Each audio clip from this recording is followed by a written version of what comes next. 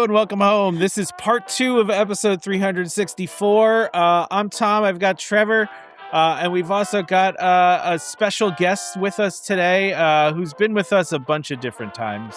We have Becky, who Becky has been a listener for. I mean, how long have you listened to us for? I'm trying to even think. Oh no, almost the whole time. I think. Almost the whole time. I think. Honestly, Derek DeBoer is the one who told me to listen, probably because he was like, hey, I'm on this podcast. You should listen.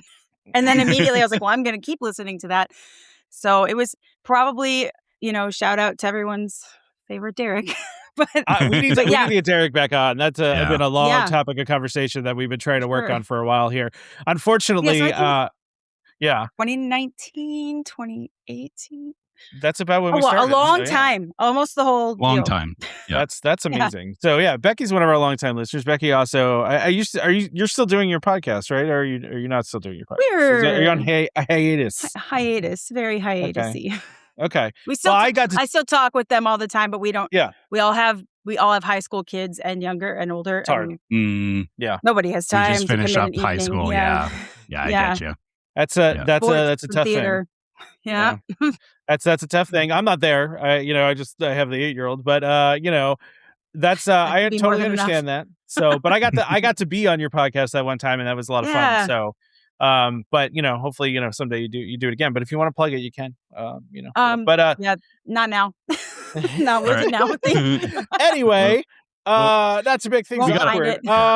So we did a part 1 of this episode, which was me talking for 2 hours about my vacation. That was, the shortest vacation I've ever taken. And I don't know why it took 2 hours for us to talk about it, but it did.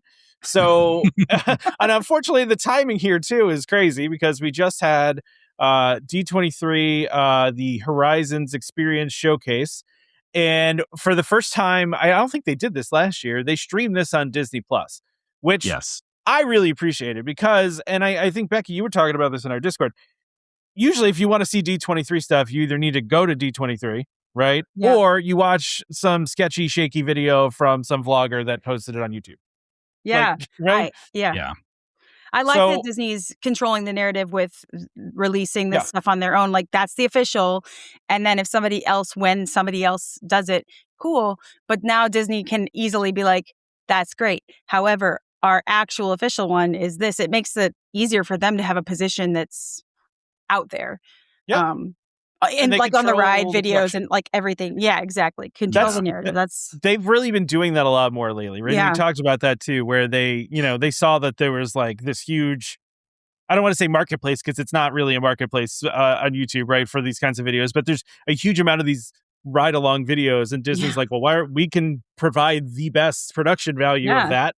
So why don't we go ahead and do that? And so they have, and of course Disney Plus is a great place to stream these things live. And so, listen, the production was not without its technical issues. We talked about this a little bit on our Discord. It was very hard to hear the crowd. So one of the things they did this year that was very different, in past years with the Parks panel, you had, usually Josh coming up and then some, Imagineers would come up and they would just kind of talk about the projects they're working on. It wasn't like produced, right? It wasn't like a show, right? It was like a TED talk about Imagineering. That's like what it was, right?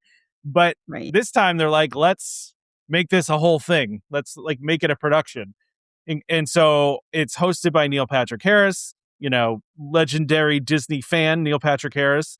And I mean, he did a whole opening number that was literally filled with Easter eggs and things that, a lot of if you know stuff, right? Like I was watching that and I'm like, dude, he's making references that if you're not a big Parks fan, you're not going to understand, Right.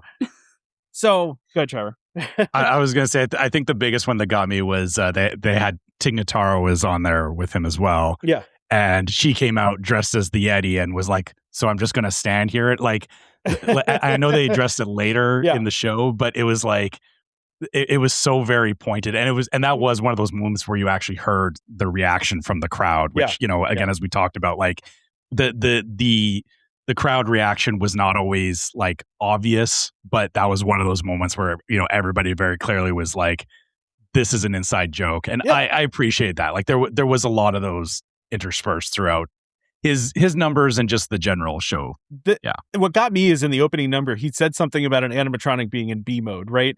And when he said that, I was like, that's not a thing your general person is going to know what that means, right? Yeah. Like, so the fact that he said that, like, you know, I also enjoyed the self-deprecation of it all, right? Oh, absolutely. They spent a lot of time making fun of kind of, not their own missteps, but their own things that everybody know, like that Disney fans make fun of all the time, like Disco Yeti. I mean, Disco Yeti, I cannot believe they did a whole thing around Disco Yeti. I can't, I was shocked. They brought out Gloria Gaynor to sing about sending Disco off Yeti. Disco Yeti. Like, it's so good. Yeah. Amazing. I found myself like nodding and kind of chuckling along with it. Yeah. Quietly. And I'm like, part of me was like, oh my gosh, I wonder who caught that. Then I'm like, no, everyone in that room probably should have caught that. But then I'm like, I can't hear it. But I liked you can't hear the crowd. Yeah. I loved it overall. I thought it was great overall. It was really long. You know, and you know, could you have taken out maybe one of the musical performances or like some of the random bits? Sure. But I liked that they themed it to Carousel of Progress. I loved that they had a band, they like a live band there that was playing Disney Parks music that they were calling the Phoenicians, which was yeah. At the very beginning, he's like, please thank the Phoenicians. Yeah, that was like hilarious. Immediately. Yeah. But his whole opening number was fantastic. I mean, it was so well done. I mean, it was like I was shocked at how much there was. I also Jack McBrayer showed up a bunch, who I love. I love Jack McBrayer. I liked his bits. He made me really happy with all the stuff he was doing. My new best friend John Stamos was there. You know, this stuff that NPH was saying was what I was expecting to also occur with John Stamos, who missed every possible mark until the very end when he's like taking selfies with people. It was like, what's happening? I did notice he took out his earpiece partway through one of the like you could actually see like it's hanging down on his on his lapel, and I was like, he must have been having audio issues or something. And I feel like, you know, we kind of talked about there was clearly some there was some live stuff going on, like live mishaps, which happens with live TV. Sure. And I feel like he was just kind of running with it, which, like you said, there's a difference between somebody like Neil Patrick Harris who can improv on the spot versus I don't think John Stamos does that kind of improv. Lot of that, doesn't have the improv skills. No. But he was just being weird. Like he kept stepping on everybody else talking and then just like awkwardly it was just very odd. Honestly, I will say one of my favorite jokes of the entire night, and again, another one of the things that if you know, you know, is at the end when he's saying goodbye to Neil Patrick Harris, they start talking about the Disney auction and they're awkwardly saying to each other like, so are you going to be there? You going to bid on anything? Because if you know that, you know, and I don't want to give away the if you know, you know, both of those guys have very significant Disney Parks collections, and they are both constantly bidding on things like at auctions like this. So the fact that they made that joke was really funny, and it was this thing again that only if you know those two guys are huge Disney fans that collect Disney Parks memorabilia is it really funny to you, you know? Yeah. My son sorry, go ahead. Sorry. He walked in from work or whatever, right as it was kind of spinning up, and he sees John Stamos, who goes, I don't know who that guy is. And I told him, and he goes, oh, okay. I know who that is now, but he didn't have that recognition. So he's like, what is even happening with this guy? He goes, I know Neil Patrick Harris, but I'm confused right I was like, well, in the 90s. In the 90s, there's this guy, Uncle Jesse. If you want true Disney lore, my son can spout anything, but like coming up with like who celebrities are and what they look like, he's like, that's not a person I care about. I mean, to that point, what I think was the weirdest pull was bringing on Beck at the end of the that was weird. The end of the presentation. Weird. Yeah. Beck was an odd one. And I'm like, Beck is going to be there. Then there was this really long chunk where Beck wasn't there. Yeah, Beck then he came out and I'm like, what? Yeah. And so he was doing like the Cruella DeVille thing. And I was like, okay. And then he did Where It's At, which I was like, as the closing number, which I'm like, cool. You know, these people got like a little like mini concert from Beck. That's the only. But I'm like, I did not have that on my prediction card. You know, no. I think maybe for next year, Tom. Yeah. Maybe for next year, Tom, we need to predict which person or which famous person from like 20 or 30 years ago they're going to bring out that randomly bring out. About. Yeah. Like, yeah. Well, and I mean, I don't know if we want to just start going through these things and we can talk about all of the people that appeared. I mean, we kind of been doing it, but when they talked about Villains Land and, they had Glenn Close come out as Cruella. That was really great. We talked about it, and she killed it. I think everybody in the Discord was just talking about how great she was. And she was. I mean, she was very into it, although it seemed at one point that she forgot her lines, but that's neither here nor there. But she can cover that crap. No, she's Glenn Close. She didn't have any issues. It doesn't matter. At one point, I thought she improv the part about creating a new attraction because it seemed like she said that, and then there was no follow-up, and no one said anything and reacted to her saying, there should be a Cruella de Vil attraction. It got thrown out there and then just disappeared into the ether. Was it like a joke bit that she's doing because she should be the most important or not? Or not, right? But you can't say that at the parks panel like that, right? Because people are going to take that a certain way, But like I felt where it was leaning towards was, not like. Because they had just announced the 2 attractions for Villains Land. Yeah. But then I felt like they were going to use her as like a means of like saying like, oh, like there's a restaurant or there's like like a pavilion or something related to Cruella de Vil. But like you said, then it just kind of like like nothing happened. And I was like, oh, okay. Like I get they were kind of tying it into like, oh, she's a villain, but it's like, okay, but she also came out very aggressively in those heels, and I was like literally holding my breath. I'm like, she's about to fall off the stage. Like if she falls off the stage, then that's all people are going to talk about. No one's going to talk about anything else that was done in here. It was all about Glenn Close falling off the stage. Yeah. But let's start talking about what was actually announced, okay? Because it's funny because we were saying it was a really long thing, and as you're watching it, I'm like, I don't feel like they announced that much, and then I put it all together, and I'm like, oh, it's actually a lot. Now, given one of my, I'm not going to call this a criticism because it's fine, right? But I as naturally you announce things, I want more details, right? Most of the announcements here were fairly high level and not detailed. There are some details. We got details about some things, but some things they just threw out there are like, this is happening, and gave us no details on timeline, no details on what's happening. And that's okay because you don't want to make it a 5-hour thing. And Disney likes to stretch these things out as far as they can. They don't want to do everything in one event. They want to be able to announce these things piece by piece to, create hype and things like that. So I understand that, but a lot of this stuff was very, high level stuff. But we're going to talk about it all. So we're just give me one sec here. We're gonna talk through everything that we saw at Horizons and kind of give our thoughts on these things. So first things first here. First things first. We're going to talk a little bit about one of my very favorite things. Why is this not working? There we go. All right. The Imagineering Story. All right. So I think I've talked about the Imagineering Story like, I don't know, probably at least every other episode. Many times. All right, Trevor. I see how it is. Many times. Trevor's getting tired of me talking about No. You're allowed to have your favorites. It doesn't have to be like I enjoy it. It's not my I get it. First thing that I go to, but I get it. It's fair.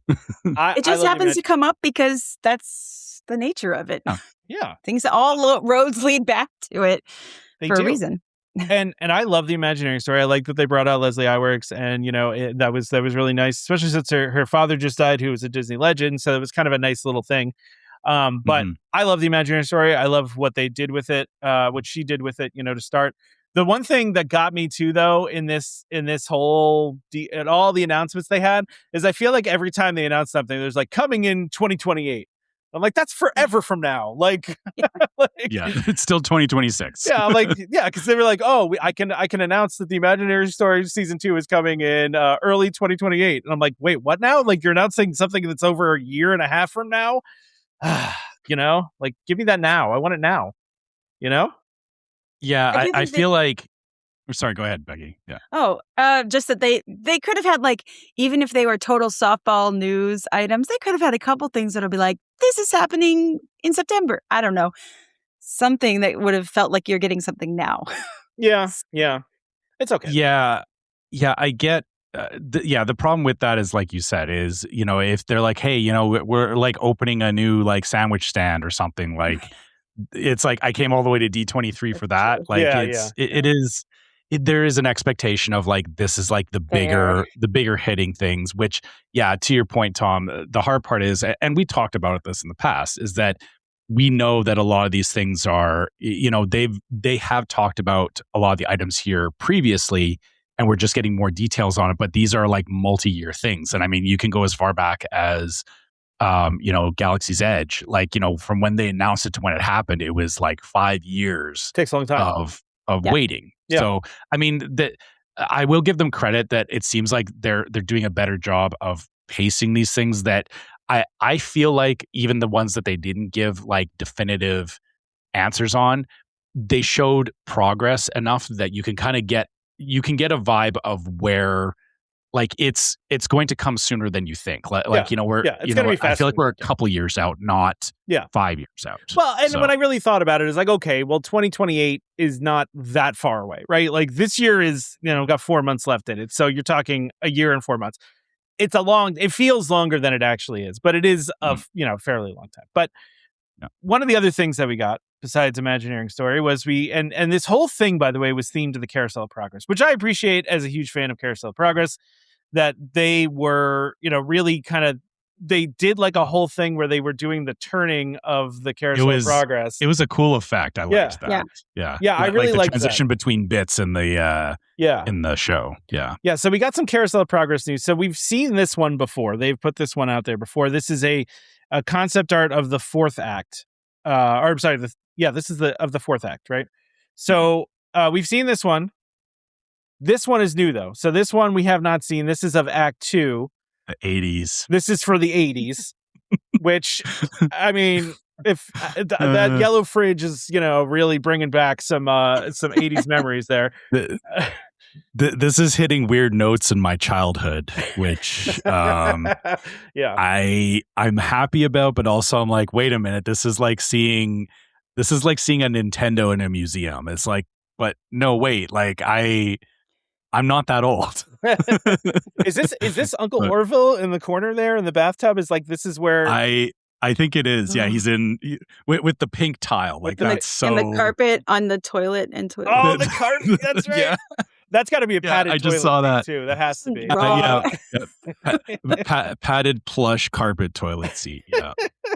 The lid that no one sits on. Yeah, that's amazing. I think, and the screen door gets me too. Like I don't know. I didn't think about that detail, but it's like those like screen doors are very 80s. But also the father rocking the I mean, he's like Marty McFlying it right there, right? Yeah. I mean, he's got, like, right. I mean, he's got the plaid shirt going on, and he's got the poofy vest, right? So, which is great.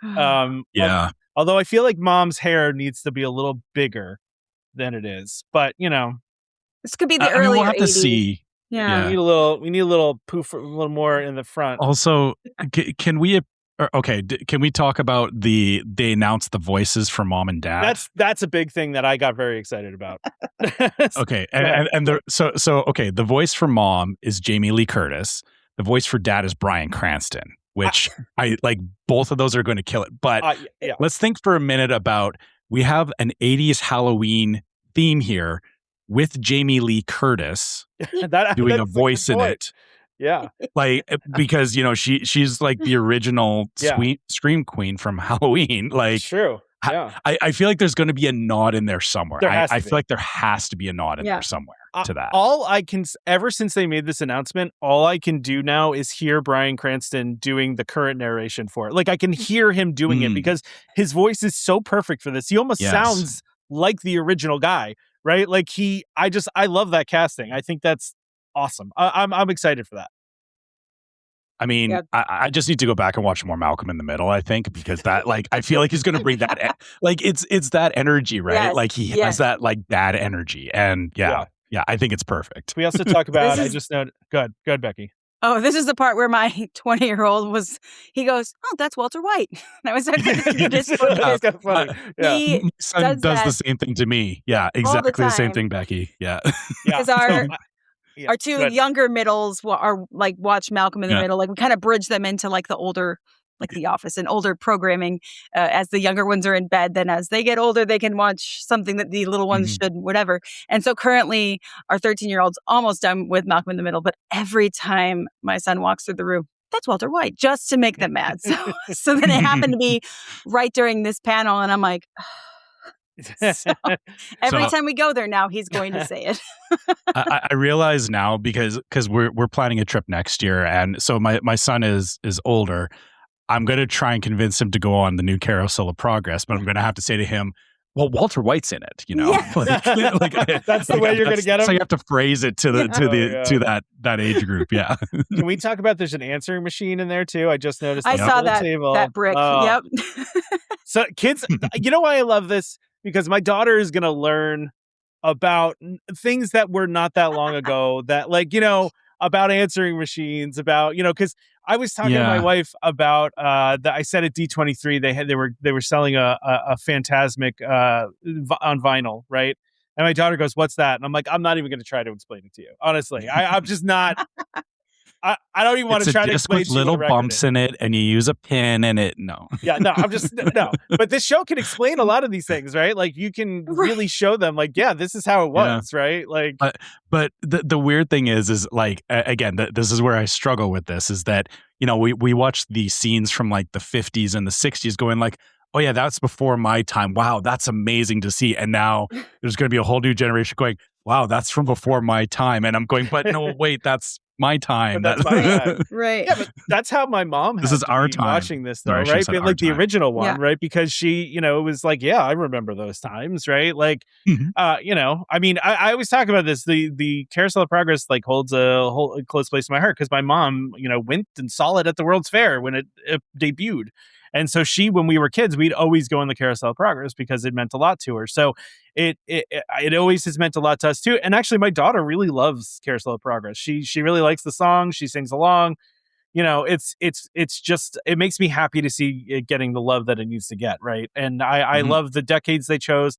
And like I said, if we don't, in the 90s, you know, scene, if we don't hear the AOL, you know, dial-up sound going on, this is going to be a real problem for me. We're going to need to see some AIM, you know, messages going on too. I need to hear that, you know, the little AIM, the boop sound, you know, that you would get. You know, listen, away messages were an art for me back in, you know, high school and college. Okay, that was an art form for me. So I need to see that in this.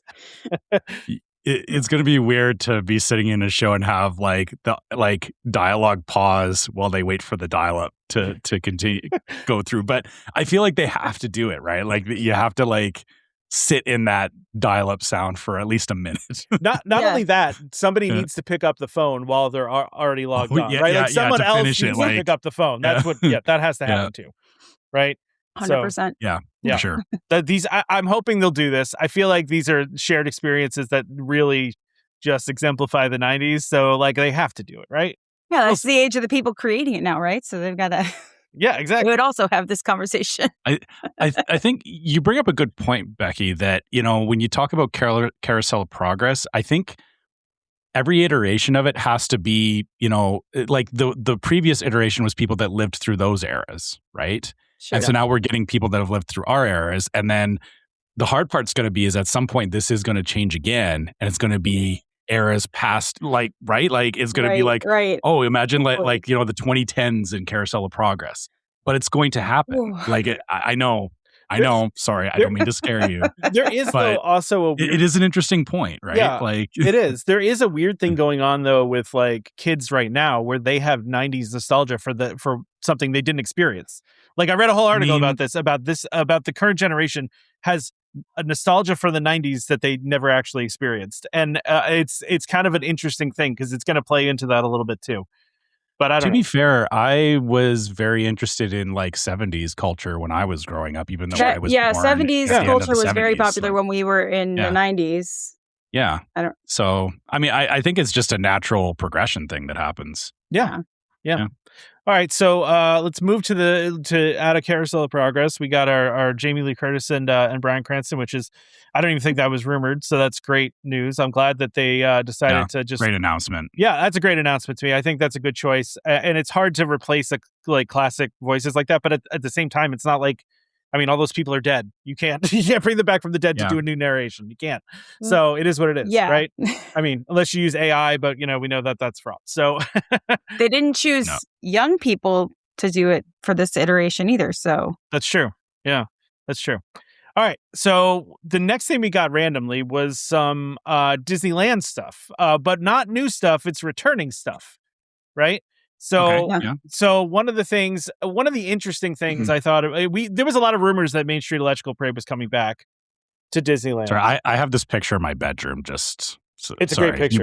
You picked a very great picture for this. It's so yeah. So let's the original World of Color returning to California Adventure in February 2027 is something we got. So that's Jeff's kiss. Yeah, that's so I was gonna say that I was gonna say this at the end, but we can say this now too.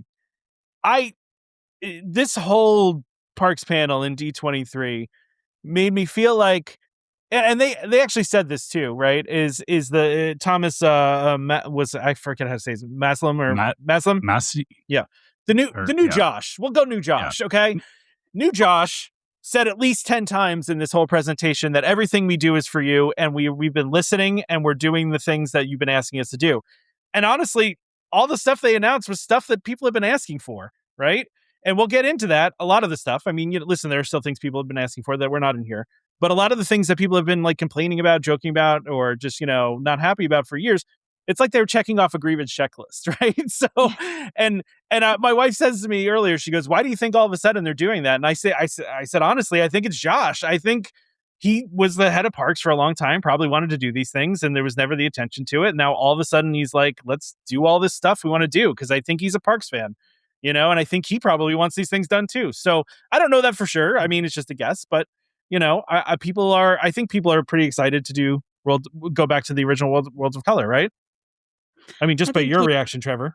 I mean, I loved it. Like I don't know if I know there's been a few different iterations of it. I don't know. You've seen World of Color, right, Becky? I have a couple of times, but I honestly couldn't tell you which. I mean, based on years, I'm sure we could figure out what iteration it was. But I didn't start going to anything Disney until 2004, and Disneyland I didn't get to until 15 years later or so. So it's okay. Or 12 years later, maybe something. So it's not like I was ever, as a child, remembering any of that stuff. So fair. I mean, World of Color, like, it hasn't been around as long as other things, but they've kept making changes to it. So like I did get a chance to see it when it was in its original iteration, which it's the same kind of thing as like, talking about like wishes versus happily ever after. Like it's just like personal preference at the end of the day. Like I said, at the end of the day, though, I do love World of Color just as a show, regardless of the iteration, like them just continuing to keep it going and not replace it with something new, right? Is like I think that says a lot about the staying power of the show, and like if you've watched it, you get it, kind of thing, right? Like it's like a lot of the shows, it's just it makes me happy that they're giving it the attention it deserves. So the other thing they mentioned is a refresh version of Remember Dreams Come True. The Nighttime Spectacular is coming also in February 2027 with new projections to Sleeping Beauty Castle, and also Rivers of America and Small World and all the way down Main Street USA. So we've got that. The one that, I mean, listen, I didn't see this. I haven't seen this parade in person, but I've seen it about 1 million times on YouTube because my daughter is obsessed with it. We listen to the soundtrack of this constantly in my house, like literally constantly, because it is really good, right? So Magic Happens, which was open for 2 weeks before the pandemic happened, literally 2 weeks, I think. And so now it's making a comeback. And honestly, I haven't gotten to see this in person, but watching it on video, it is an excellent parade, both at night and during the day. And so I'm really glad to see this coming back.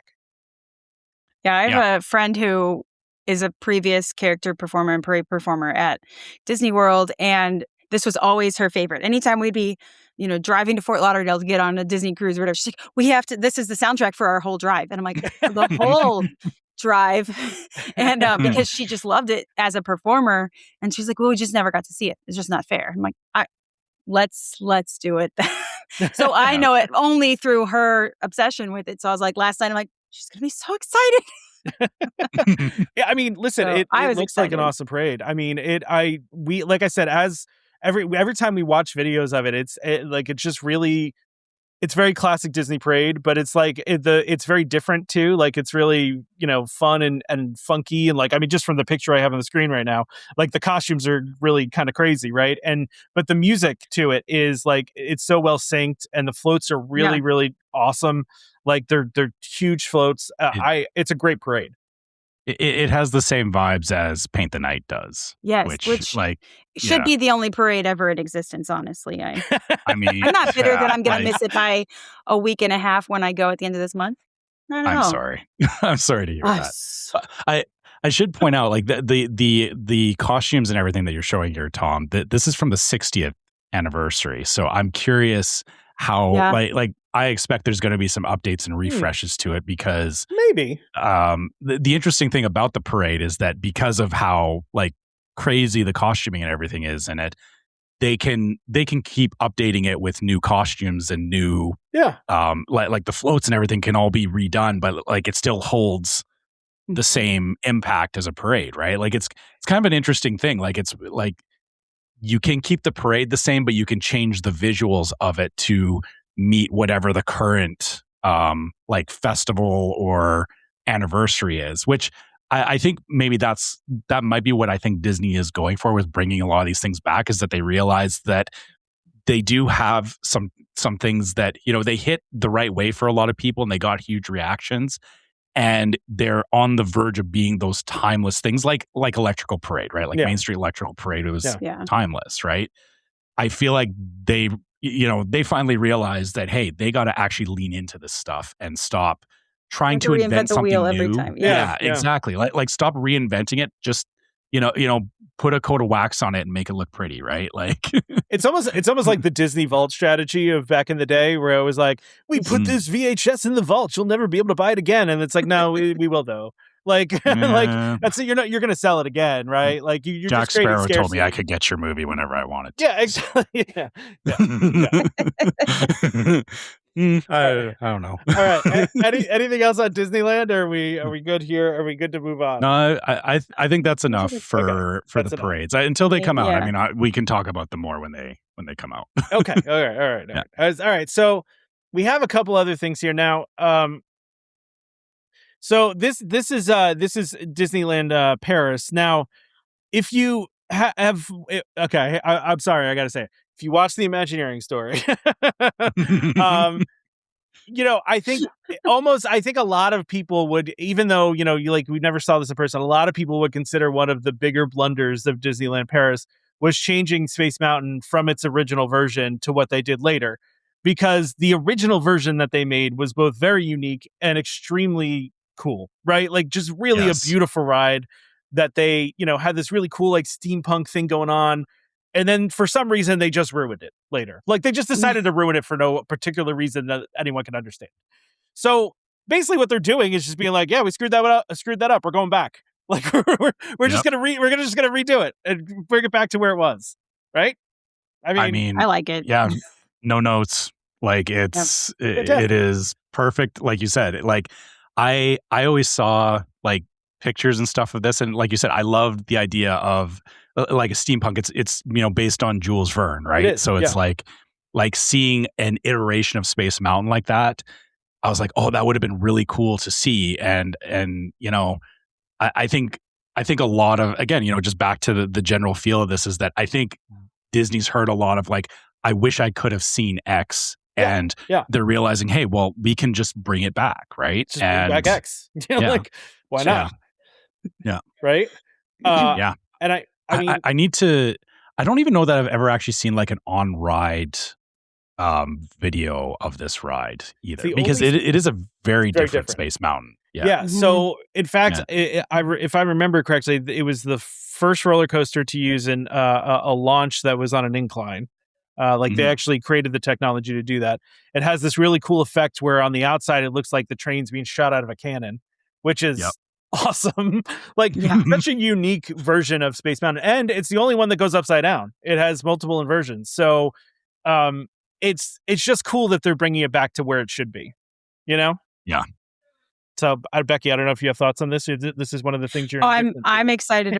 I have lots of reasons to want to go to Disneyland Paris. None of them have anything to do with going to actual Paris. So thankfully, they can be separate. Yeah, you can land in Paris and be like, "That's nice." That's nice. You can take the train straight from Charles de Gaulle Airport to Disneyland, and that is what I would. Okay, that's the way to do it.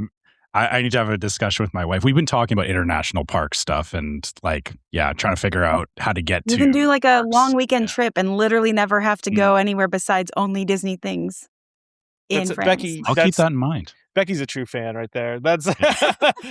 I may or may not have tried to plan this when I had like a 4-day little chunk with my oldest kid, but it didn't pan out. But that's his fault, not mine. This is one of these okay, hear me out. Is that how that conversation started? That happens daily in my the other Space Mountain that is under construction. I honestly, by the way, I thought they were going to lead this into announcing something happening with Magic Kingdom Space Mountain. But then they didn't. They just didn't. Well, yeah. But they, because there's been rumors. But we have Space Mountain Earthrise, which is the new one that is coming to Tokyo Disneyland. Now, this is the only photo that they released, which is the logo, which is cool by itself. But I encourage you to go watch the actual event because they actually play like a little video of like the takeoff, like the lift hill, so to speak. Yeah. It's like a digital version of the lift. Yeah. And it looks pretty cool. And I mean, listen, the outside of this thing is the most unique of all of the Space Mountains. It's incredibly striking. And I almost wonder sometimes, like, if they decided to do that at Disney World, people would probably be mad, but they'd also probably be like, that's really cool though. Like, you know what I mean? Like, it's a weird thing though, because you can't, it's like it's such an iconic thing. You can't, I don't know. You know what though, to your point, like every Space Mountain now, and also, further going towards there talking about, I know it's further down, but we're going to have the Disneyland Tomorrowland get redone. I assume part of that's going to be some redos to or at least the outside of Space Mountain and all that. Maybe. Having each Space Mountain be so incredibly unique, I think really that does a lot of benefit for them. Because they're clearly all based on the same ride, but every park has their own take on it, which gives you more incentive to why you should go to every park. This particular one, we've seen concept art of it in the past. I realized what it reminded me of. I couldn't place it for the longest time, but it's Flight of the Navigator. The ship from Flight of the Navigator is what this Space Mountain looks like, which is it's almost alien looking, right? Like, it looks like a spaceship. Yeah. So now you have like the 1950s version of Space Mountain. You have the steampunk version of Space Mountain. Now you're going to have like an alien version, an alien looking version of Space Mountain, which that's awesome. Yeah. We need that. And if they said like we're going to redo one of the North American parks to look like that, I wouldn't be mad. I'd be like, yeah, okay, we kind of need that. So I would be good with it personally because I think the park should always be changing. But I also like just even the outline of Space Mountain, like just the outline of that big mast they have on the top and everything is iconic, and they use it in a lot of stuff too. And it's kind of like, I mean, I don't know. I would be like I said, I'd be fine with it. I think it would really fit in nicely next to Tron there. And you really could put it against an entire reworking of Tomorrowland, but I don't know. We'll see what happens. I guess. I mean, I still think, and we'll get into this a little bit. I still think there's more to come on Tomorrowland for Disney World, just personally, but hopefully, yeah. You sounded so sad when you said that, Becky. Well, I mean, it's just. I know. Just the cars, man. I know. It needs some love, but I think there's a lot I hate going to say on. it. I think Disneyland needs the love a lot more than Disney World does right now. They both need it. They both need it. Yeah. Domestic parks, yes, please. Yes. All right, but on to something else that is exciting to me, but I greet it with trepidation because they've announced for the second time that they will be redoing Spaceship Earth. Now, they didn't really say much about this, right? However, I am of the belief, based on what they did say, that this is the exact same thing that they announced in 2019 that they're going to do, maybe with some little upgrades here and there. from that design. But it's pretty much the same concept. And they're just finally doing it since it got canceled from COVID. It's like it just took them, a bunch of years to recover from COVID. And now they're ready to actually do this. Because, listen, I was on Spaceship Earth a week ago. I love that ride to death, but it needs some love. It needs some love. It just does. Mm-hmm. It's time for an update. It's been 20 years. Like, let's get it done. So I'm excited about this, but I'm also... when it closes its doors to actually go through the refurb, that's when I'll believe that it's actually happened. You know what I mean? Made some mention of that they're not going to change too much, and even in the animatronics song at the beginning, is what they said. Yeah, they had some of the animatronics were clearly from Spaceship Earth. That whole song had a lot of little peeks at what was going to happen during the rest of the show, and they showed the scientist girl in the skirt and whatever. Yep. And then a few, and I'm like, all right, is this a preview, or is this goodbye, or is this we're keeping this one, or I feel like it was a goodbye, right? I mean, kind of. I don't know. There's going to be the rage of all the people. We'll see. I mean, even in 2019 when they announced this, they really didn't give us a lot of details. I think there was maybe one piece of concept art, if I remember correctly, but it was not a lot. And I mean, they just need to. I mean, they need to. They're going to change the story a little bit, right? So they're going to make it into, about human connection instead of communication, right? That was that's the idea there, and that's okay, that's good. I'm not against that, and I believe that's the same thing they announced in 2019. I'd have to look back, but I think that's what. I don't even know if they went that far with announcing the theme change in 2019. I don't remember, but.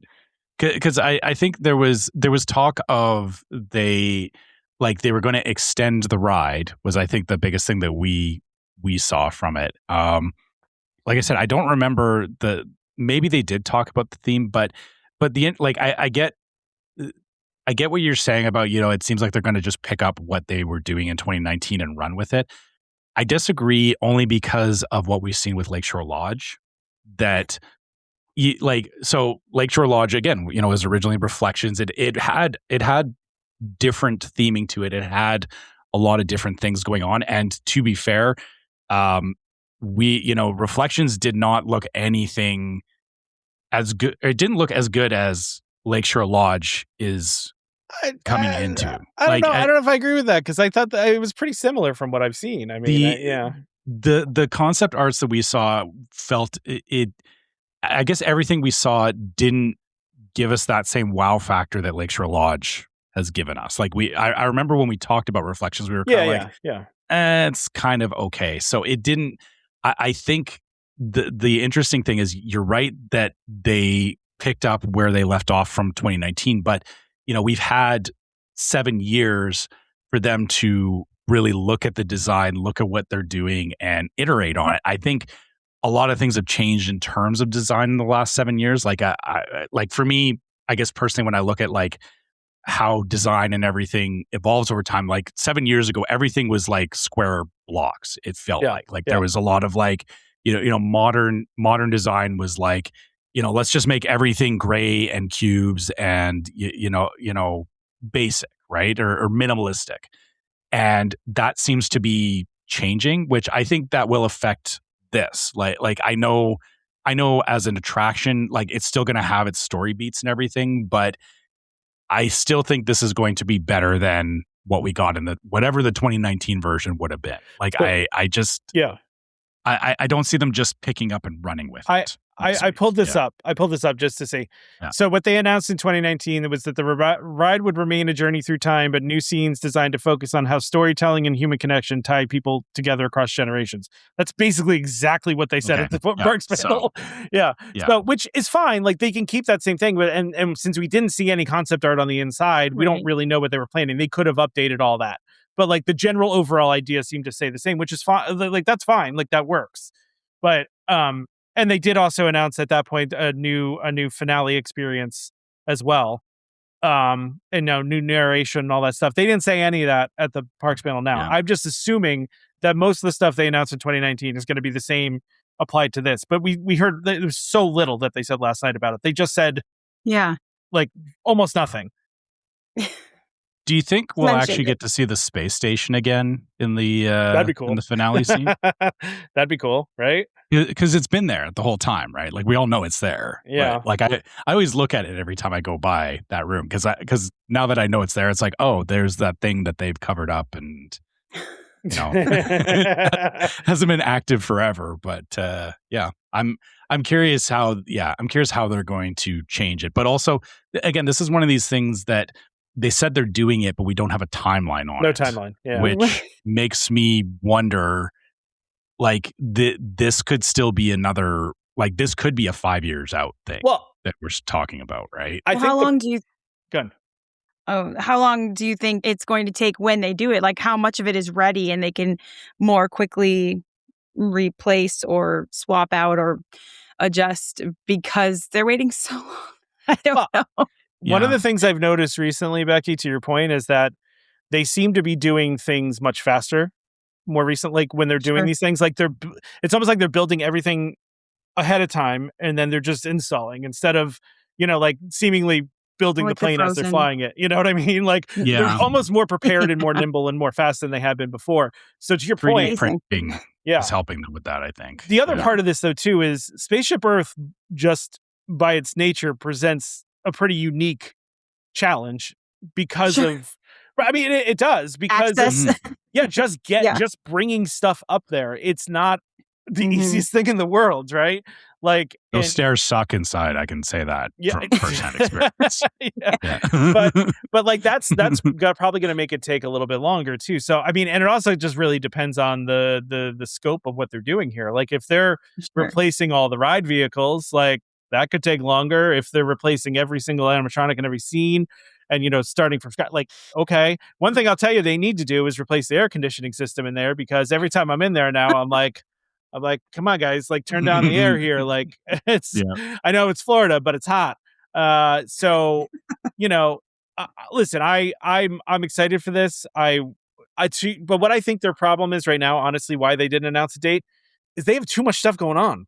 Like they're building too many things right now to focus on another thing. I think they're going to wait for like maybe Tropical Americas to be done or Monstropolis or one of the other big projects that they're working on and then move on to this. Right, because it's like EPCOT's okay for right now. We did all the work in EPCOT a while ago.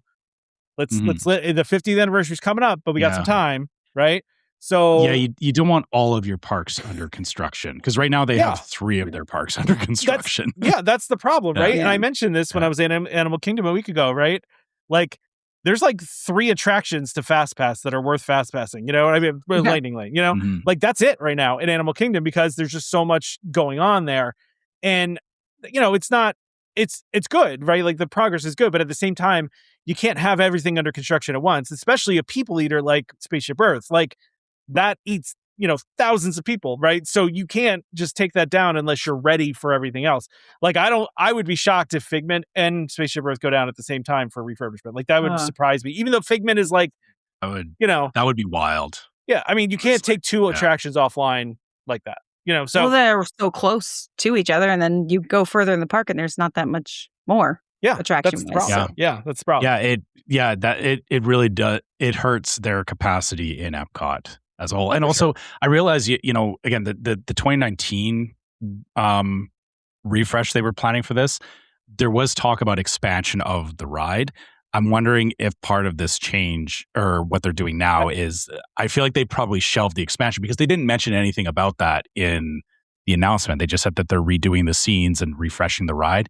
I wonder if maybe that's something that they conceded on is in order to do this quicker, they're not redoing the entire ride system past the, because remember we had talked. You can't redo it though, right? I think you're thinking Figment, right? No, because we were talking about it back in 2019 that because when they were demolishing Interventions, that there was talk that part of the building from Interventions was going to extend Spaceship Earth. So after you come down the hill, there would be like an more additional piece. Yeah. So I think maybe part of it is that they realized doing that part probably doesn't make sense. And if they're just focusing on redoing the scenes and anything else inside of the ball, that's probably a lot easier than like doing large overhauls to the ride system. Yeah, I I'm excited for a new iteration of this. I want to see what they can do with it. And it's another classic attraction that I need some love. Give it some love. Yeah. Yep. All right. Speaking of classic attractions that need some love and have a thing that we've, everybody's been talking about for a long, long time. Yes. I'm shocked they announced it. I really am. I feel like we've been saying for a long time that this is going to happen, but for them to actually say that they're going to do it is, again, this is why I think this is like a Josh, let's fix all the things that we are. I halfway expected them to announce they were going to fix the people mover at Disneyland last night. Because I also thought that was happening. Because that's what they're like, oh, let's fix all the things that have been broken, and one of those is the Yeti, and they're People Mover and Yeti are like the two top ones. Yeah. I mean, and both of those were, the word has always been, well, it's very difficult to do, to fix either one of those things. And, all the talk for the longest time was like they have to take the mountain apart to take the Yeti out because the Yeti's built into the mountain. But it seems like they found a solution, right? Because they're not going to take the mountain apart. So maybe they will. I don't know. But it seems like they found a solution of some sort for this. I have a take on this, but do you have thoughts first, Becky, before... My only thought is no matter what they do, I'm going to be like, and why didn't you come up with this in any of the previous years? I can't wait to see what it is, because if it's something that they can do without starting over, there's been a lot. I mean, there's a lot of brains working on it. So I'm guessing it's a priority thing too. But I'm betting it was a priority thing. Yeah. I'm excited to see it back. When they say that, when they say they're fixing the Yeti, I think we're going to get a brand new Yeti. Is what it is. I agree with that. I don't. Because when all the previous conversations, I guess, it was talking about, taking this existing animatronic out because it's bolted in and everything, they can cut it out, they can remove it in pieces. But the problem is that it's probably built in such a way that once you take it out, you can't put it back in without largely taking apart the mountain. But I think the part you're talking about, Becky, with, why haven't they figured out a new solution for this? I think a lot of this plays back into, and also Tom, hey, to plug the Imagineering Story, all the stuff that they've been doing around, the new animatronics, the new generation animatronics that are way lighter, way easier to produce, and I know they're 3D printed. 3D printed.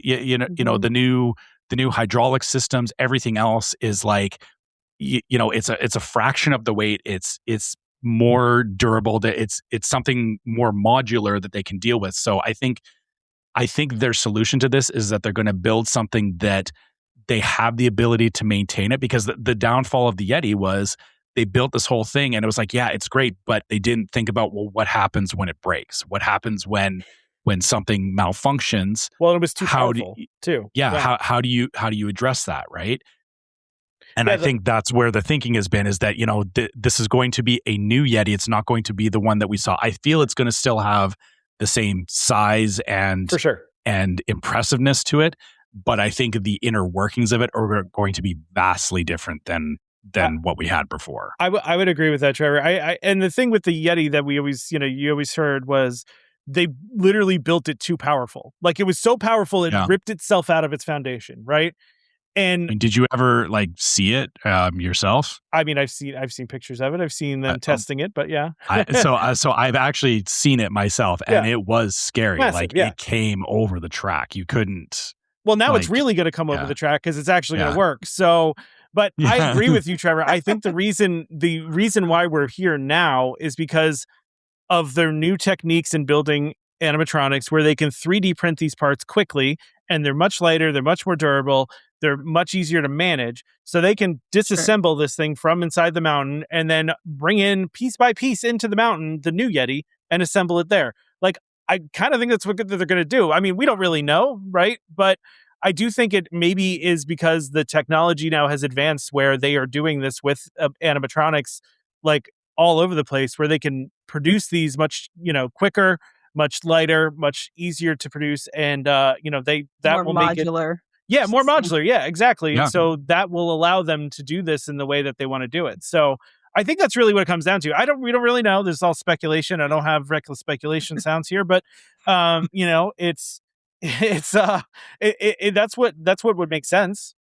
Yeah. But I think this is great because, I mean, as most people know, the Yeti worked for like not very long.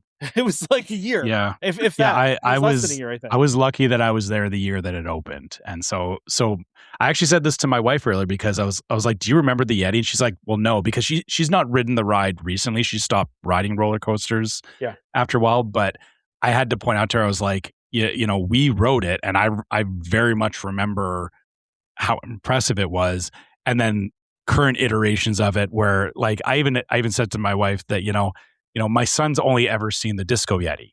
And so like he, as a kid, he thought it was cool, but as he gets older, it's like, well, yeah, it's just a big like statue with a flashing light on it. Like that's all it is. And so he's going to get to see what I saw years ago that I've not been able to like convey to him, like how awesome it really is. Yeah. He knows that the ride is awesome. There's lots of other elements to the ride, but like the finale never hit the way that it should have. Right. So it's a weird thing, right? Like, we all talk about the Disco Yeti as like a meme, but it's like, there's really just a very small subset of people that actually know what's been missing this whole time. Yeah. Cause that's been just been the reality since basically the park opened or since the ride opened, I should say, because it was not an opening day attraction. I actually remember going to Animal Kingdom and seeing it under construction, seeing Everest under construction. But, what was I going to say? Oh, the fact that they acknowledged Disco Yeti and then did the whole thing with Gloria Gaynor singing "I Will Survive" with just disco balls, and everything. Like such a hot take. I love it. I couldn't believe they did it. I just really could. I loved that they did it. I love that they've been self like referential and like joking and being self-deprecating about these things because, you would. Sometimes in the past they haven't been, right? Like they just like don't acknowledge these things, and not only are they acknowledging it, they're acknowledging the nickname that everyone has given to it and then leaning into it, which is hilarious. So I realized I need a Disco Yeti shirt now. Yeah, I mean, we'll put a RIP Disco Yeti shirt in our store. How about that, Trevor? Let's design a RIP Disco Yeti. I don't even know if it needs to be RIP. I think we just need like a Disco Yeti of some sort. I'm sure there's shirts out there, but I need to I have a vision of what I think it should look like. But can I Yeti and then staying alive? Yeah, I'm thinking like the cover from like Saturday Night Fever. Right. Like that John Travolta pose and everything, but like the Yeti. Oh, that's hilarious. You know what? Since they leaned into it, I wouldn't be shocked if Disney sells a shirt that has that. Yeah. That wouldn't be shocking to me if later down the line when they go to replace it that they do a Disco Yeti shirt.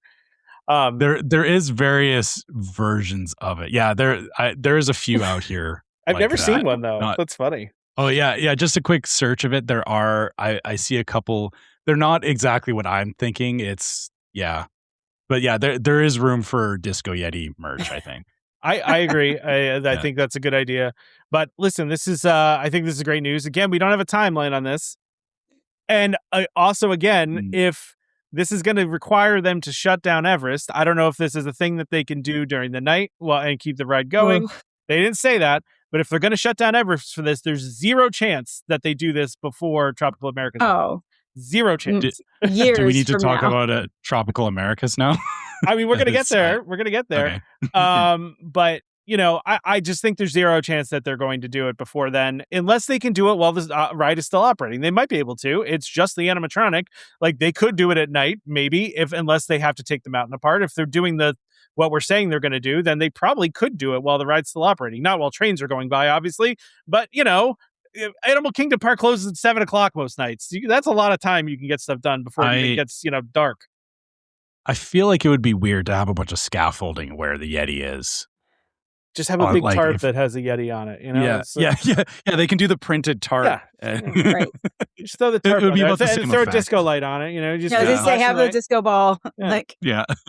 You're good. You can do that. Yeah. I mean, listen, I think people would rather have it sooner and have just a tarp with it on there than wait 5 years for it. Right.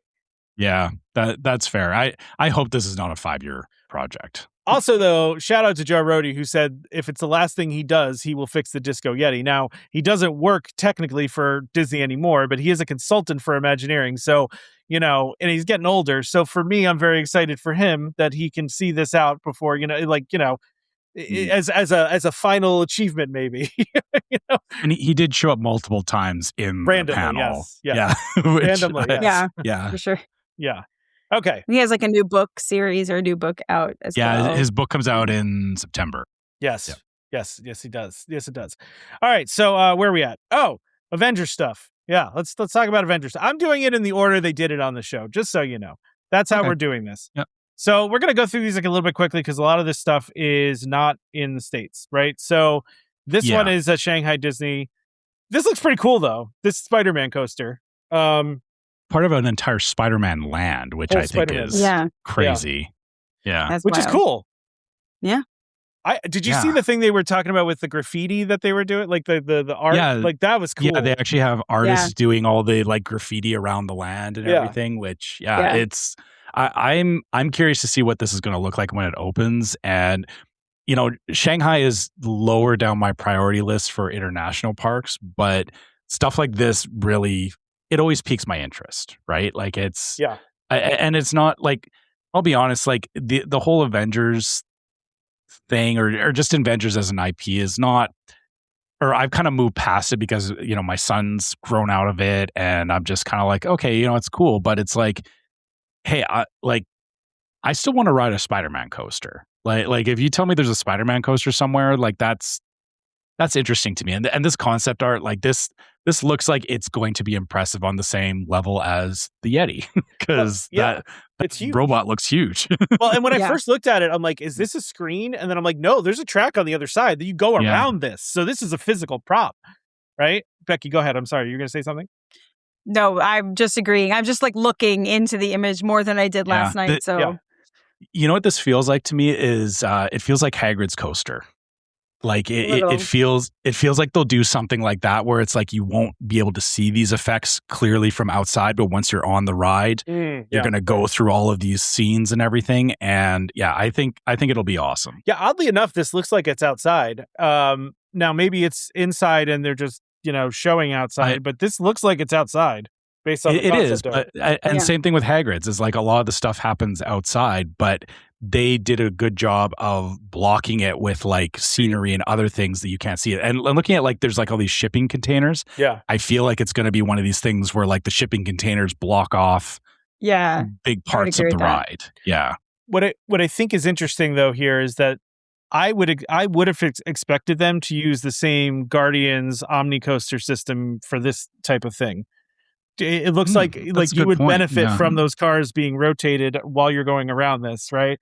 But it seems like from the concept that they're not. But maybe it's just concept art. I don't know. I wonder if this. I actually don't remember if they said this one has inversions or not. I'm wondering if there's limitations on the Guardians coaster because of. They're doing inversions might be more complicated for that type of ride it's heavy. It's that ride system's probably a lot heavier. It's got the batteries inside it and all that stuff. So that's definitely it's a possibility for sure. They also are talking. They were just talking about in Hong Kong. There's this whole Avengers area. The thing that was kind of and this is not new information, right? This is I knew that they were building this in Hong Kong, but I was kind of laughing because I'm just looking at this. I'm like, oh.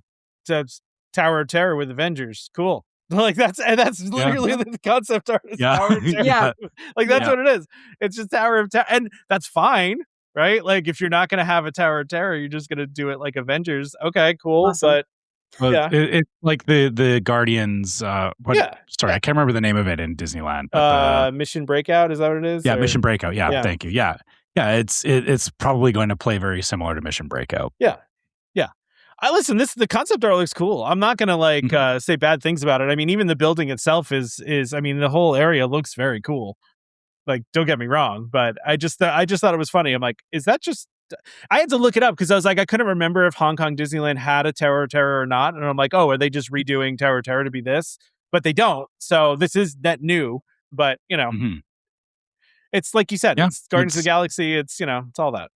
I mean, it's fine. I think they're doing the Avengers Campus stuff in California and Hong Kong, and like it's not my priority is the only thing. So it's like, fair. It's cool. I understand. Yeah, I get it. So, yeah. So yeah, we've also kind of not. This was the next one. This is the one in Disneyland, right? This is Disneyland. I do appreciate the fact, and they made a point of this to say that the original actors are in this.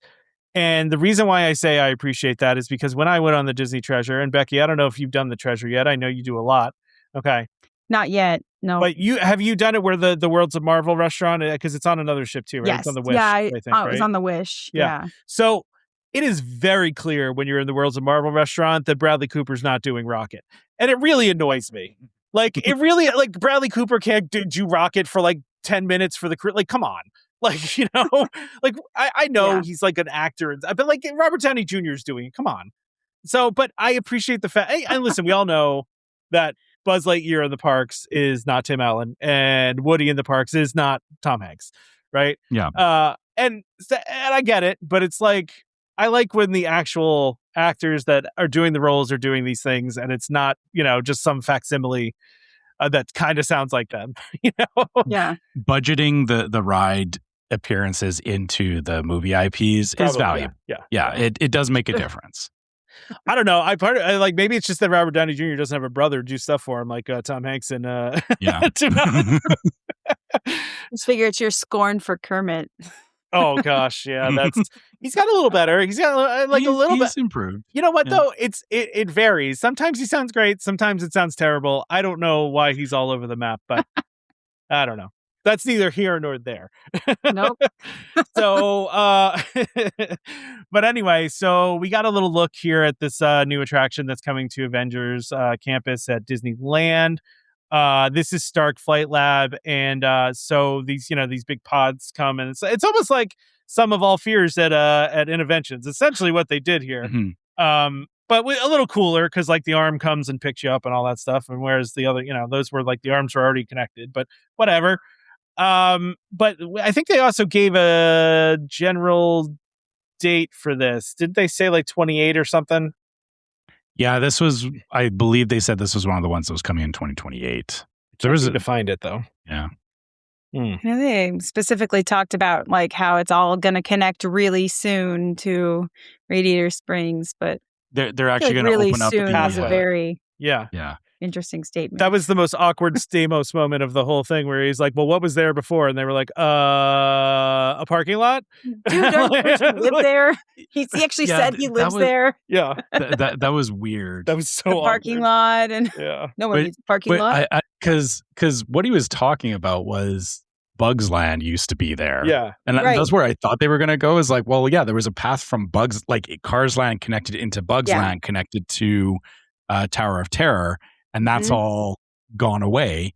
And it's like, I thought that's what he was leading into. And they start talking about some executive parking lot. And I'm like, what are we talking about here?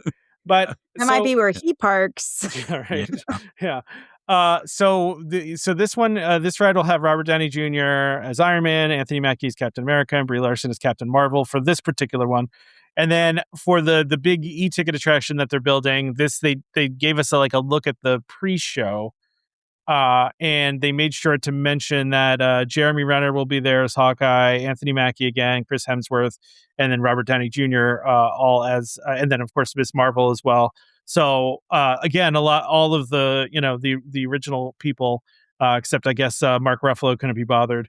I'm just trashing these stars like they're like they care, But maybe they didn't have a place for Hulk. I don't know, but. Or I guess Tom Holland, I see Spider-Man there, so maybe he didn't, have. There's too many to deal with. Just need the mask. Yeah. I think for a pre-show, you have to, kind of pick and choose your battles on that. It's not like you can have the whole cast show up for everything. They'll probably just cut in some audio from one of the movies. I just hope you don't realize that it was audio from one of the movies. Like they do in Fantasmic, where it's like, a lot of like the villains talking, and they just kind of like cut some audio from the movie and made it sound like they're talking about Mickey, but they're, that kind of stuff. I mean, the fun thing about Spider-Man is that because, he's a masked character, you can, they can get Tom to just do a voiceover. They don't have to have like a whole, they don't have to have the actual face there. Filming session, right? It's, Yeah. All right. Anything else about what we want to say about this stuff? I mean, listen, I've actually been waiting for them to finish this stuff to go to Disneyland, because I love Marvel stuff, and so it'll never be finished, Tom. It will be finished. So. It will. 2028. They said it. I heard it. I'm going to be honest. Disneyland. Oh well, yeah. Okay. Yeah. So if you're waiting for Disneyland to be done, you're going to be waiting a long time, Tom. Just this specifically. All right. So I'm going to be honest. Avengers Campus has been very low down my list, but Coco has actually been what I've been waiting for at Disneyland. Yeah. Well, we're going to go back to Florida first, though, and talk about Indiana Jones. Yes. All over the map here, right? Which is fine with me. Let's go wherever we got to go. So we got some new information about the new Indiana Jones ride at Animal Kingdom. I think the most exciting part to me about this is that it's a new original story and that they came up with, and it's not based on anything. It's just it's like almost like an original park attraction. It is an original park attraction using some IP. But it's still in the lore of the Indiana Jones universe. They're not they're specifically timelining it as before Crystal Skull. Yeah. So, and so the name of it is Indiana Jones and the Myth of the Jade Serpent. Sorry, Trevor.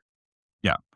Which I like that they went with this, because it goes back to the the tagline of why does it have to be snakes, which is very easy lean in for when the entire ride is about a giant snake, which you get that in Temple of the Forbidden Eye as well. But this is like I like the way that they frame this one, that it's leaning into Mayan mythology and like the Mayan underworld and all that, which I was like, oh cool, like they're not just like inventing something. They're trying to be cognizant of like, hey, this is a part of the South America's thing.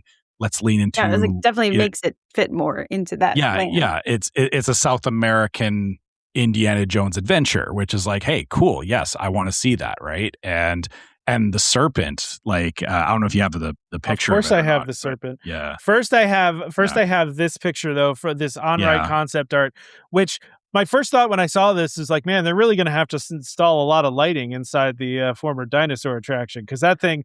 I mean, if we all remember Dinosaur, it's just basically dark the whole time. Like, like there's darkness, dinosaur. This actually is going to have like sets and lights and things that you can see. And just from this one piece of concept art, you can see the depth of the sets here, with the cave and the, there's bats in the background. There's Indy's got a, torch, and there's going to be a lot of projection mapping going on here. I can tell you that. 100%. Yeah. 100%. But this looks awesome. Like this. Oh yeah. This shot looks cool. So cool. And then we also got the serpent too. The serpent that is an animatronic too, by the way, because they showed like a little video of it, and it's a real animatronic. Like that's gonna be awesome. Oh yeah. Yeah, the light moving through it and everything. Oh, it's gonna be cool. It's gonna be so good. Yeah. I'm excited for that. I've been missing like sorry, I was just gonna say it's very like Temple of Forbidden Eye. I know you're talking about like Dinosaur being dark, and it's like you've not seen a proper indie ride, and this is right. All right, like, I know. The one at Disneyland is good. Is great. I know. Like, okay, back me up here, Becky. Like you can't hold a candle to it. Yeah. All I ever hear about from the Disneyland people, Indiana Jones ride is so great. It's even cool if it breaks down, you have to walk out through it. Yeah, that's even walking through it is even better because you get to see everything up close. Can we talk about, though, by the way, that this kind of looks like Raya from Raya and the Last Dragon? Anyone else? No? Not Raya, the Last Dragon. Not Raya. Sorry. Yeah. Not like Raya. Yes. It looks like the dragon in Raya and the Last Dragon. That's what I meant to say. Well, the first thing that I thought of was actually the meme that Trevor posted earlier. Yeah. Of like the three, the three-headed dragons. But it does look super cool. It really does. I feel like they're really... I don't want to say that like Dinosaur was a fine ride. It was fine. Yeah. Right? Mm-hmm. But Dinosaur, you could almost say, was like a C or D ticket attraction, right? This is going to make it an e-ticket, right? This is going full e-ticket to me. Right? I did notice in their verbiage they had like callbacks to dinosaur in it when they were describing the ride, like talking about, and you got to get out before you run out of time. Like it just was very, and it was while they're showing the ride vehicle. I'm like, okay, I see what you're doing. So, I mean, it was kind of nice. The thing I think we're all going to miss the most from Dinosaur is the pre-show, right? Like that's we're in. In my house, we're just always like, not our dino. Yeah. Oh man. Sorry, go ahead, Trevor. You make a good point. I'm thinking about how that building was and how in the current Indiana Jones queue is and everything. Like this is going to be miles different from what was there. Like it's going to be a night and day difference, even though it is, yes, the same, like same track, I guess the other thing I'm curious too is, are they going to actually change the track layout? Because it is the same track layout for Indy and Dinosaur, which means that like story beats and everything play out the same way. But I guess we'll have to find out. Like the interesting thing is, I don't know that they need to actually change the ride layout itself, but or because of the fact that like it's really the story that drives it. It's not the track that is doing the work. It's the storytelling. But I'm curious if because of how big this overhaul is, if there's actually going to be like a totally different track layout to it or not. I'm going to bet they're keeping the same track layout, and they're just, I mean, I don't know, maybe, but that's a much bigger change though, to change the track, right? Mm-hmm. I mean, by the way, I did want to mention that they're saying that this what is this thing called? The snake thing. Its name is Sukan. I Thank just you, looked Sukan. it up. I was trying to find it.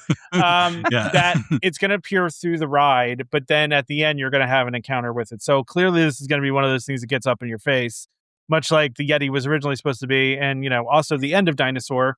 I'm assuming it's going to be the same spot, like right when you're going down, that thing's going to come out right out at you, right? And then they take the picture with the lookalike on your face, So yeah.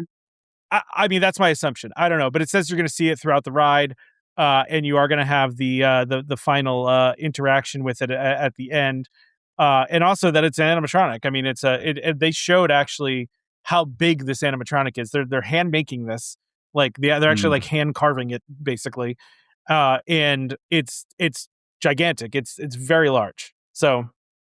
Yeah, the name actually means horse serpent. I'm reading all about this right now as we're talking about it. Yeah, okay.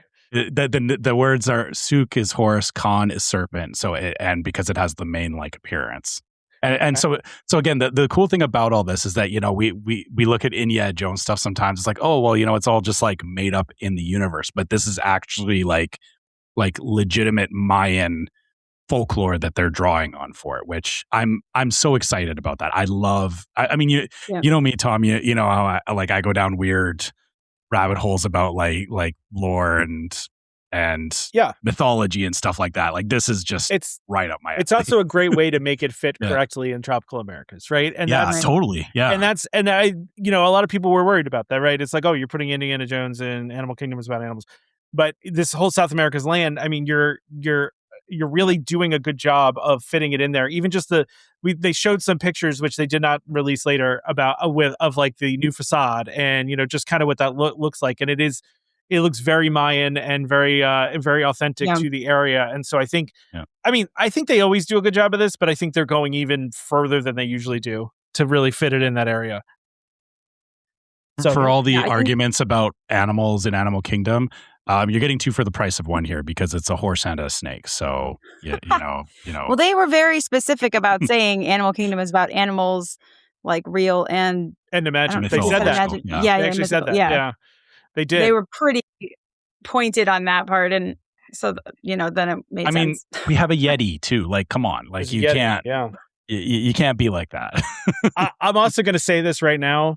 100% chance they're selling this as a doll somewhere in the park, right? They're selling this as a thing you can like wrap around your neck somewhere. Oh, I would buy this as a plushie. They're 100% going to sell. There's no way they don't sell this. This is going to be a thing that, and it's going to like, maybe it'll be like one that you can like, you can like conform to different shapes. So you can like wrap it around your neck and like have it around your neck all day. 100% they're going to do that. Someone merchandise and call me. Plushie. I got this. Has to all light the Animal up too. Kingdom ideas. Has to light up too, right? It's got to. You have to be able to press a button and have it light up. Yeah. Okay. Yeah. You just call me Disney. We'll talk. I got ideas. I was already excited for this ride, and this makes me more excited for this ride. Yeah, totally. Yeah. I'm 100% in. I'm in. I'm in ride. I'm in line. I'm waiting for this one. Yeah. Yeah, this is going to be a popular one. And based on... while they're fixing the Yeti, I can enjoy this. For sure. All right. So we got a little more details, too, about the other stuff that's in Tropical Americas. One of them is the Carousel. Now, they didn't put out a picture of all the hand-carved things from the Carousel. They did put out an Imagineering video of them showing a couple of them. And one of the animals you can ride. So this is huge. Okay. So my daughter loves Eeyore, right? Loves Eeyore. She carries an Eeyore around with her everywhere. The Carousel has an Eeyore on it that you can ride. I showed this to my daughter and she almost passed out from excitement, I think. Because like she's like, I could go on a carousel and I can ride Eeyore. I'm like, yes, you can. Not yet, but sometime. One day. One day. But like, they showed all of them on screen, although they, for whatever reason, never zoomed into it. Right. You could see kind of some from afar. So, like, there was Hey there. I saw. Yeah. There was there's Hey. Kevin, there's Pascal. Kevin. I think I saw Kevin. Kevin's there. Yeah, Kevin's there. There was Pua, right, from Moana was there. Thumper. Yeah. Owl from Winnie the Pooh. That feels like a random one, but okay. Yeah. Yeah. It's Owl not like Archimedes from I think it looks like Owl. I'm watching somebody did a like panning video. It looks like Owl. Okay. I wish they would have put the picture out of it, because the figures are they're incredible looking. They're all hand carved that they're doing. They're doing these hand carved. I mean, Simba, Pumbaa's in here. Scuttle. Oh man, I'm looking at this, man. There's way more in here than I realized. Oh yeah. Like it's awesome. Like, I know it's just a carousel, but like, wait, is that the caterpillar from Bug's Life? Yeah, it is totally the caterpillar from Bug's Life. Heimlich? Yeah. Yes. Thank you, Heimlich. I couldn't remember his name.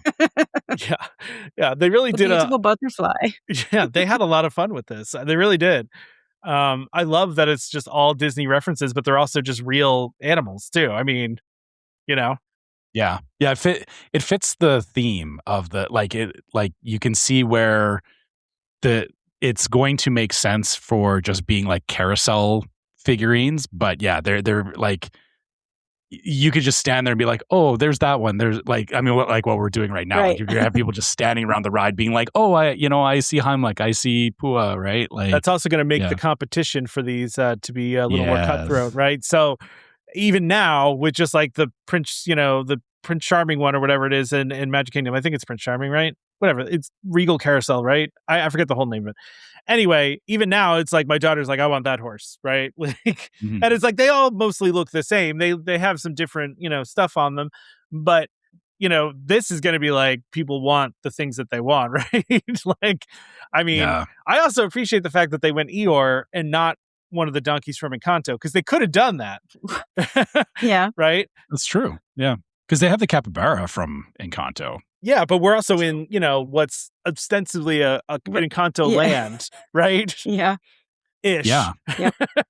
So, I guess you're right. I guess there is that part too. I didn't think about that. Listen, I'm just happy they did. I think it's kind of awesome they did that. It would have been a little weird, I guess, if you had like Winnie the Pooh or Piglet in there, even though you have Eeyore and Owl. But could have done Roo maybe. Roo would have worked. I mean, or Kanga. I'm sorry, Kanga would have worked. You could have done Kanga. Yeah. Who doesn't want to ride on the back of a kangaroo? What else we got here was... It could be one of the bench seat ones. Could have been the pouch. Yeah, that could be. That'd be kind of cool, actually. So then we also got the name of the Encanto ride that is being built, which is Antonio's Fiesta de Encanto. I do think it's interesting they're focusing on Antonio, which in Encanto couldn't be more of a minor character, really. But which is fine. It's fine. I understand why they're doing it, because Antonio's gift is being able to talk to the animals, and we're an animal kingdom, right? So there's the connect, right? So yeah. But the fact where it's talking about that you're at that point in the story where they're riding up into the room, that's actually a tumultuous part of the film. That's true. Yeah, it's actually a super negative. There's possibility, but it's not great. And then immediately it's actually kind of bad. So right after you see it. So it was I thought that was kind of interesting, but I do get it, entering through, and then what will the magic be, and then reveal. I get it. It just was kind of I agree with you. Yeah. Arguably, but after the movie, after that story's over, then it comes back and it's like this again anyway, right? So we got to make it be. Yeah, I get what you're saying. Yeah, that's true. I wish they would talk about what's going to be going on the outside of the house, right? And the reason why I'm saying this is they haven't said anything about the outside of the house moving like it does in the movie. In the movie, the shingles kind of pop up and the shutters. I have to assume they're going to do that. And if they don't, some sort of effect, yeah, they have to, right? If they don't do that, that's the whole thing with the casita is alive, right? It's you have to make it alive on the outside too, like it does in the movie, or else it.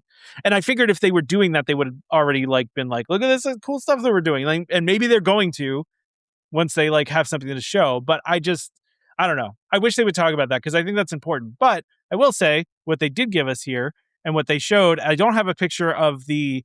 They did show a maquettes of the actual ride vehicles, and you can see them in this but the ride vehicles are very cool the way that they've done them. Go ahead, Becky. Yeah, sorry, go ahead, Becky. Yeah, I was just agreeing. They look really cool, and I think they won't all be exactly cookie cutter, which makes sense. They look all unique. They look like they're all unique. Yeah, it's very in line with the movie, where it's pieces of the house getting thrown together into a structure, right? Which is very cool. And the only thing I'm wondering too is, I know we kind of talked about this on the Discord, is I'm still assuming this is going to be a trackless ride of some sort. Kind of looks like it from this concept. Yeah, but it was sounding like it's not going to be a currently used ride system, or maybe it's the hard part is the way that they're showing this is there's zero indication of there being a track going up the stairs, which makes me wonder how they're also going upstairs, very clearly stairs, which is not going to be how it works in real life, because there's no way it's going to go upstairs. I mean, maybe it does if it's connected on a single point. So if it's not a trackless ride and it's connected on a point, they can have you'd still have to have a big hole in the track, though, right? I mean, you'd see a line going up the middle where you could see where the track goes through. That's a magic ruiner. So, I don't want that. I don't want to see where I'm going. That's the real stairs. Yeah, make a ride vehicle that climbs upstairs, Disney. I mean, that kind of tech is available now. You do have things that climb stairs. Yeah, how much that would break down so just for smooth and comfortable. Yeah. I fully expect it to be going up the stairs. Just a bumpy ride up the stairs. I see what I think is going to happen is the stairs you're going to get, even though they're showing it in the concept art this way, I feel like the stairs are going to turn themselves into a ramp. Right. So maybe you'll see stairs coming up, and then the stairs will just kind of collapse into a ramp, and then you'll go up. I don't know. But this does look like trackless ride vehicles to me. I mean, based on this is one piece of concept art that we have. That's all we got, right? I mean, we have that one other one, which they actually didn't put out again, but they had put out previously, that really doesn't even show the ride vehicle at all, right? This is the first time we really see it in action. Now, this scene looks amazing, right? The scene will, beautiful. If the scene looks anything like this in real life, it's going to be an awesome ride. It really will. And what they were really playing it up as is being a classic Disney dark ride, right? So this is not going to be an intense ride. They said actually there that there will be no height requirement for this ride. Right. So this is going to be a classic Disney dark ride, which I'm actually totally good with. Like, I love those kinds of rides. To me, it doesn't have to be thrilling all the time, right? Like, I love a classic Disney dark ride like this. So yeah, I don't know. I think be magical. Yeah, thrilling versus magical, I think, is the delineation there. Is you can have a ride that has like that awe and wonder and everything. And yeah, like, exactly what you're talking about here is, and they kind of hinted at it with like, they were showing some of the people doing the voice acting where they were Mirabelle and whatnot, like they were kind of going through their lines. And it's like, yeah, there's clearly going to be like, I expect the flowers and the butterflies, and there's going to be like all kinds of effects going on in this, which, that's just it's going to be just an enjoyable ride is what I feel. Like this is going to be I want to go on this again because it makes me happy. Not that it's thrilling. Yeah. Not that it's like Peter Pan, right? It's like Peter Pan is not the most impressive ride in the world, right? It's just not.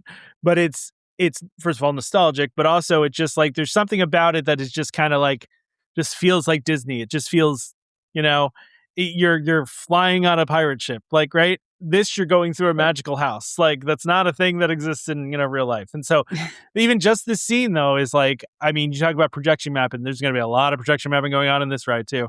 You can just see it already, but like even just these butterflies that are flying in here, like, I mean, are those going to be like above our heads flapping their wings? Like what's happening here? Like, I don't know. Maybe I wonder if so you saw the new effects on Big Thunder, right? With the bats? Yeah, with the bats. I wonder if this is going to be lending from that same sort of technique that they're using. I was thinking more of they have like the little floating squid thingies of Navi River Journey that just kind of like go, like just kind of like I mean, they're obviously on a wire, but you can't really see it. It probably would be hard to do here because it's so well lit. Like you do it in Navi River Journey because you can't see anything. But here, obviously, it'd be a little more difficult. But yeah, to your point, Trevor, I don't know. Maybe it's something like that. Yeah. They built animatronic butterflies. They're going to fly freely around the attraction. They're tiny drones, please. They're tiny little drones. Tom gets his drones. Yeah. But not the way I expected. I mean, listen, but this is great.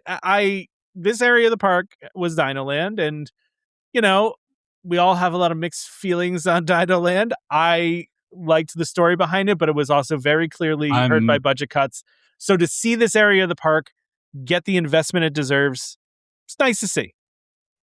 I'm ready to move on. I'm still not ready to move on from Primeval Whirl. I just yeah. No, I'm kidding. It was a good ride, but yeah, I'm ready to move on. I always like the Midway games because it reminded me of the Jersey Shore, and I always liked playing those, even though it never really felt right there. But I'm gonna miss going to Restaurantosaurus and having a overpriced terrible hot dog. Anyway. Wait, no, hold on. That doesn't sound right because you go to Flame Tree all the time. What are you talking about? I have been to Restaurantosaurus before. Oh, when I was with other people and we were already in Dinoland and we wanted something quick, we didn't have time, and so we went in there. Tom not repping. These are choices. There were children involved. People they were hungry. Yeah, listen. Teach them better. It is. I understand. It was one time. Okay, it was one time. I went there. One time. All right, one time. I want to hear it. All right, let's move back to Disneyland. Yeah. Let's move on. Let's go back to Disneyland. Let's go back. I'm ready to move on. Let's talk about Coco. Coco, yes. Yeah, let's talk about Coco. So we got a little bit of look at the Coco attraction coming to Disneyland. So just first things first. Oh, by the way, so I showed my daughter and I were watching, and we'll talk a little bit about all the movie announcements and stuff later. But they showed like a little clip of like Miguel in Coco 2 and how he's like a teenager, and my daughter loves Coco and she audibly went, whoa, like she's like, whoa, he got like really big. And I was like, yeah, that's what happens. You get get old, you grow up and they're actually aging him up, and which is good. But so the first thing we have in here though is this statue of Hector Rivera, right? So which this whole area, first of all, I'm assuming this is a queue area, right? Or is this This looks like it's going to be the cue for the ride. Is like they said it's going to be like a museum to Hector and to the family. Is what it is. So yeah, it's really it looks really good. And I think they're doing a really nice job there. Now this is a boat ride that they're building, so another boat ride, which fine. I'm good with that. Although I still think that they should have done like the they had like the cable cars going on in the Land of the Dead. Like that would have been a cool ride system for them to use for this. But I'm not going to complain. It's boat's fine. I get it. It's a boat. It's fine. But so you got that. We also got a little glimpse of the actual ride vehicle here. What I find very interesting about this shot that I didn't notice last night and did notice when I was preparing this is that the water goes all the way around this. Yeah. And it's coming from one path.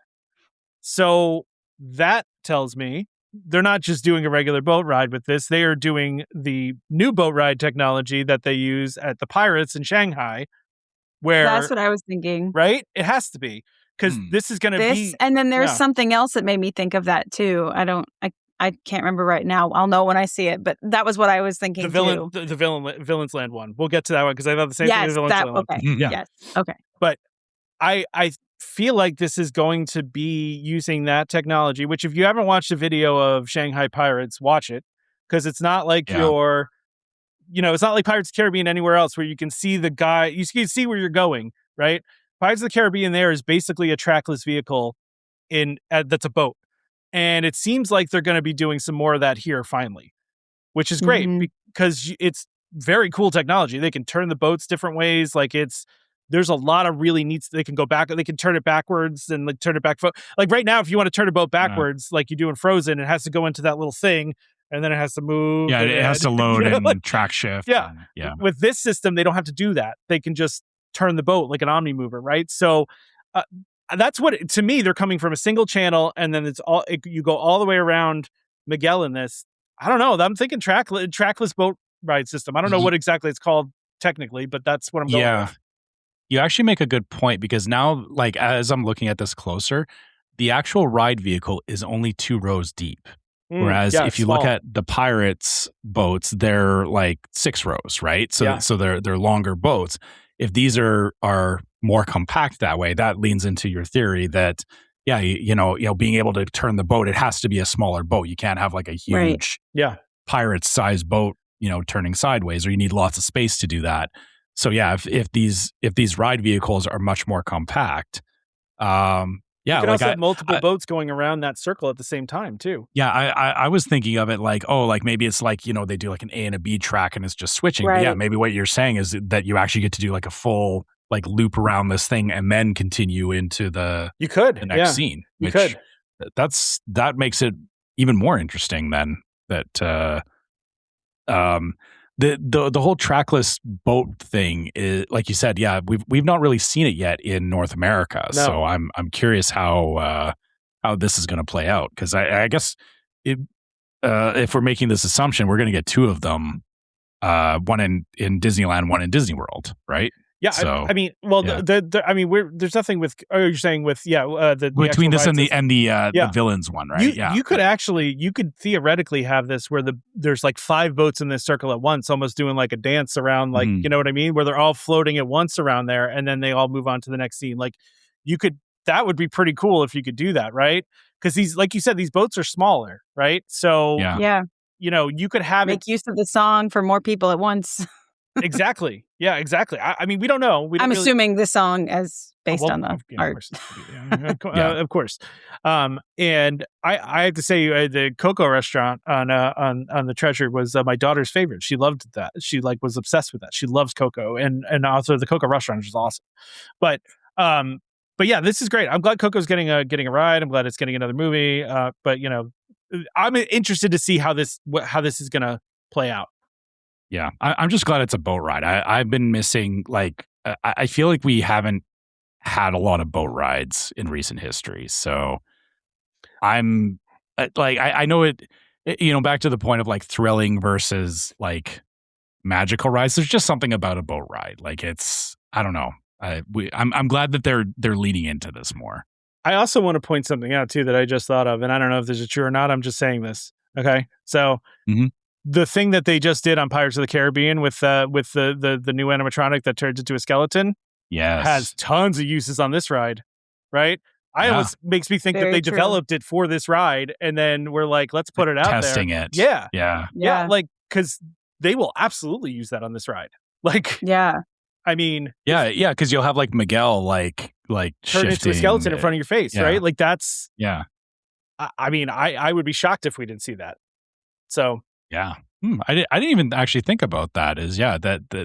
That was probably a testing ground for this ride. That animatronic that just didn't quite hit right. Like I guess that's the double edge of it, right? Is you know, we won't have a preconceived idea of what it should be. We just will get whatever it is. But I mean, it should be perfectly fine for the use case of this ride. I still don't understand why people are mad about it, but let's not go down that rabbit hole. There's a whole I still think it was cool and it was great. They even commented. Neil Patrick Harris even commented on the positioning of the Hatbox Ghost in that. That was another inside joke. That got me laughing. That was another inside joke. That was it's good. It's the same problem that on Pirates. It's just a matter of timing within the ride, right? So, like, my wife's a big Disney person and like a big Disney parks person. I don't think she'll understand what that reference is. Like, that is a really that's a really it's very specific. I'm not going to be the person being I'm not going to be angry about it, but I get why people are making those comments. Well, we should head back over to Disneyland Paris, where they are, just doing a million things. Disneyland Paris, which is good. Listen, that park, needed some love. So they're getting let's call this Lion King Splash Mountain, because that's what it is. They can try to say it's something else, but it is what it is, right? It's the same kind of design, essentially. I mean, even the overhead view they give you is like, oh yeah, that's exactly Splash Mountain. Look at that. Come on. But that being said, they did kind of release this piece, which is really cool looking, of Scar and and I guess this. I think this has got Simba and Scar at the end. Yeah, Simba and Scar are about to fight. Now, I doubt they're going to have two animatronics fighting each other. I don't know how they could do that. It's going to be both of them like positioning off against one another like that, like right before the fight kind of conversation that they have. Yeah. I would agree with that. I do wonder if they actually said last night that this is, if there's an Imagineering video that was put out from the D23 showcase of them just walking around the exhibits, and there's actually like a mock-up of the ride vehicle for this, along with like the mechanics of how it's going to work. But I believe they said somewhere that there's some new technology. It says featuring a new flume system. Now they don't say what that means. I don't know. Just like what it's the same but French. New but this time in French. Flume system. They should have put like an accent mark randomly on somewhere. I don't know where, but somewhere on there. It's a 52-foot drop at the end. Good. The boats are 3 wide instead of 2 wide is what I'm noticing here too. I do see that. So it's a bigger boat. Yeah. These are pretty high capacity boats, actually. What were you saying, Becky? I mean, why is it a tree trunk though? Because I don't know. That's a good question. Yeah. I was going to have an explanation and I don't. Yeah. I mean, what else could it be? Sorry, we can move on. Maybe you're in a I don't know what else it would rolling be, down the river. Yeah. What else are you making a log flume other than a log? Fair. I just, Okay. Yeah. Listen, this whole area does look pretty awesome. I'm not going to lie. Even though... Yes. Yeah. I mean, even though it's like, very clearly, Splash Mountain, the whole area they're building here, and Pride Rock, and obviously, and Simba's at the top of Pride, like, it all looks fantastic, right? Yes. And so I don't really mind that they're retreading like the same kind of ground. Although this one does look like it's all indoors. But again, it's concept art. We don't know. Yeah. Way more sense for their climate to be all indoors, except for the they just have a lot of months of kind of crap weather. Yeah, they do actually get snow in Disneyland Paris. So they do. Yeah. That's true. And just nasty, like just cold, damp, yuck. I don't think I would want to do that drop in the snow. It does feel like a thing they would probably want to close during the wintertime, but, I don't know. Yeah, listen, there are people that still ride, Tiana's when it's, really cold out. That's Becky, that's you? You shiver yourself Absolutely, 100%. Okay. Well, I mean, any water, anything. Put on a jacket and a poncho, you're fine. It's open, I'm going. Yeah, she doesn't care. So that's pretty cool. So we got that. Great. Now let's see. Oh, okay. Wait, we got the all we got for this was just the logo. Although of the Sugar Rush Sweet Rescue ride that is going to be at Tokyo Disneyland, the thing they played though, I don't know if you guys caught it, is the animatronic Wreck-It Ralph. Looked really cool. Fire. Yeah, right. You saw it, right? It's like a cartoon. It was crazy looking. It's first of all huge, and second of all, it just looked really awesome. Absolutely. Yeah, they only played the tech they're going to use to fix the Yeti. Bingo. Yeah, that's Trevor knows. Yeah, Wreck-It Ralph and the Yeti are going to be the same model. Yeah, there you go. There was also a pretty funny bit with Jack McBrayer here too, which I enjoyed. Just overall, his Fix It Felix thing, I was so happy to see. Yeah. We got to get some Wreck-It Ralph in Disney World, man. Like right? It really feels like a very missed place for him. Like I need some Wreck-It Ralph there. I know there was rumored forever they were going to build a Wreck-It Ralph attraction where Stitch is, but that just never obviously came to fruition. But maybe I don't know, maybe they could build what this ride is. I don't know, but that animatronic was awesome, and I was very impressed by it. So go watch the actual video if you want to see that. I couldn't tell you anything else about it besides that thing looked cool. Yeah, that thing looked awesome. Well, Jack McBrayer even too. They made the joke. He was he said something about you have to shoot the spider things, sugar bugs, and he's like, well, why do you have to do it? Why do you have to do that? And he's just kind of I don't know. Yeah. To complete your mission. Yeah. It was he just said the same thing. It was great. Yeah, it was pretty funny. So, all right, so we're not going to spend a lot of time on that one. Go watch the video. You can see more about that because we got to get to Piston Peak, and we got a lot of stuff. I feel like we got a good amount of stuff about Piston Peak in this presentation, which is what we were hoping for, right? And so one of the things is that we got some new concept art and the name of the main attraction, the e-ticket at this, which is going to be Cars Ridge Run Rally. Okay, that's a little bit of a mouthful. What's the abbreviation? CRRR, CRRR. That's what we're going to call it from now on. CRRR. I'm going to go on CRRR. CR, the third power. Yeah, let's go on. Are you going to have people walking around going, are you going on RRR? That's not fair. Yeah. Just don't try it with alien swirling saucers, then it becomes a whole thing. No. Big mistake there. I don't know what they were thinking, but that's neither here nor there. So, I have to tell you this concept art again. If this ends up looking like this concept art, this ride's going to be fantastic. This is going to be extraordinarily cool. Yes. Right, it is, right? I mean, it just looks. I cannot wait. I am very excited about this, and that's not the only piece they gave us too. They gave us this piece. So you start out by going to the top of this mountain, and it looks like you're doing a little drifting there. If you see the one off to the left, it's like you're doing a little bit of little sliding there. Yeah. He's pulling hard around that corner. Turning right to go left. Well, exactly. By the way, I also love in these pieces of concept art, you see this mountain and you're seeing nothing else in the park, by the way. Now, it's concept art, but usually in concept art, they will put in things in the background if you can see things in the background. In this case, you cannot see anything in the background. The foliage is such that it seems like it's blocking a lot. Now, we know that doesn't always work, right? Like and they're going to try their best to maintain sight lines with this stuff, but you can actually, I think, I'm trying to see over to the right. On the right, is that sort of kind of Big Thunder? I think maybe. I don't know. Okay, so small on or just on the right-hand side is the A-frame. So that's like the building that you go into.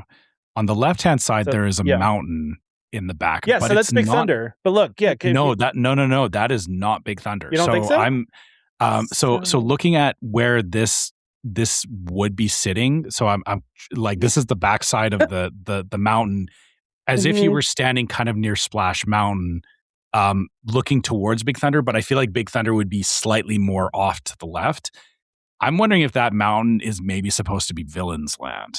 Oh, maybe. Could be. Because you can see Big Thunder in this concept art right here. Yes. Very clearly. Right? Yeah. I don't see the A-frame. The A-frame is right behind. Yeah, it's right behind the. Okay, gotcha. And the because A-frame there's is 2 different buildings, right? The A-frame, I believe, is where you get on the ride, right? That's the I think that's it's like the Ranger Center, I believe. The lodge, or Because then you start off at that mountain that's right next to it, right? So so you go that direction, right? So then you go up this mountain, and then you come down, and obviously you're. Again, if it looks like this is absolutely beautiful and gorgeous. I mean, it's gorgeous, right? I mean, it's to be in the center of the park like this will be amazing, as long as they keep these waterfalls running all the time, because we know they don't always do the waterfalls, But so that was actually my thought on this was I saw some people did some video of the model that they have kind of showing like where this is all going to be situated in relation to Frontierland and Splash Mountain and everything. This is very much like I was concerned about, like, when you're walking through Frontierland, you had like the river off to the one side. There's still going to be a river there, or like, I think it'll look more like a creek than a river. But the fact that there's all these waterfalls and there's going to be all this stuff happening on the side of this mountain is very much giving to me walking by the Matterhorn in Fantasyland.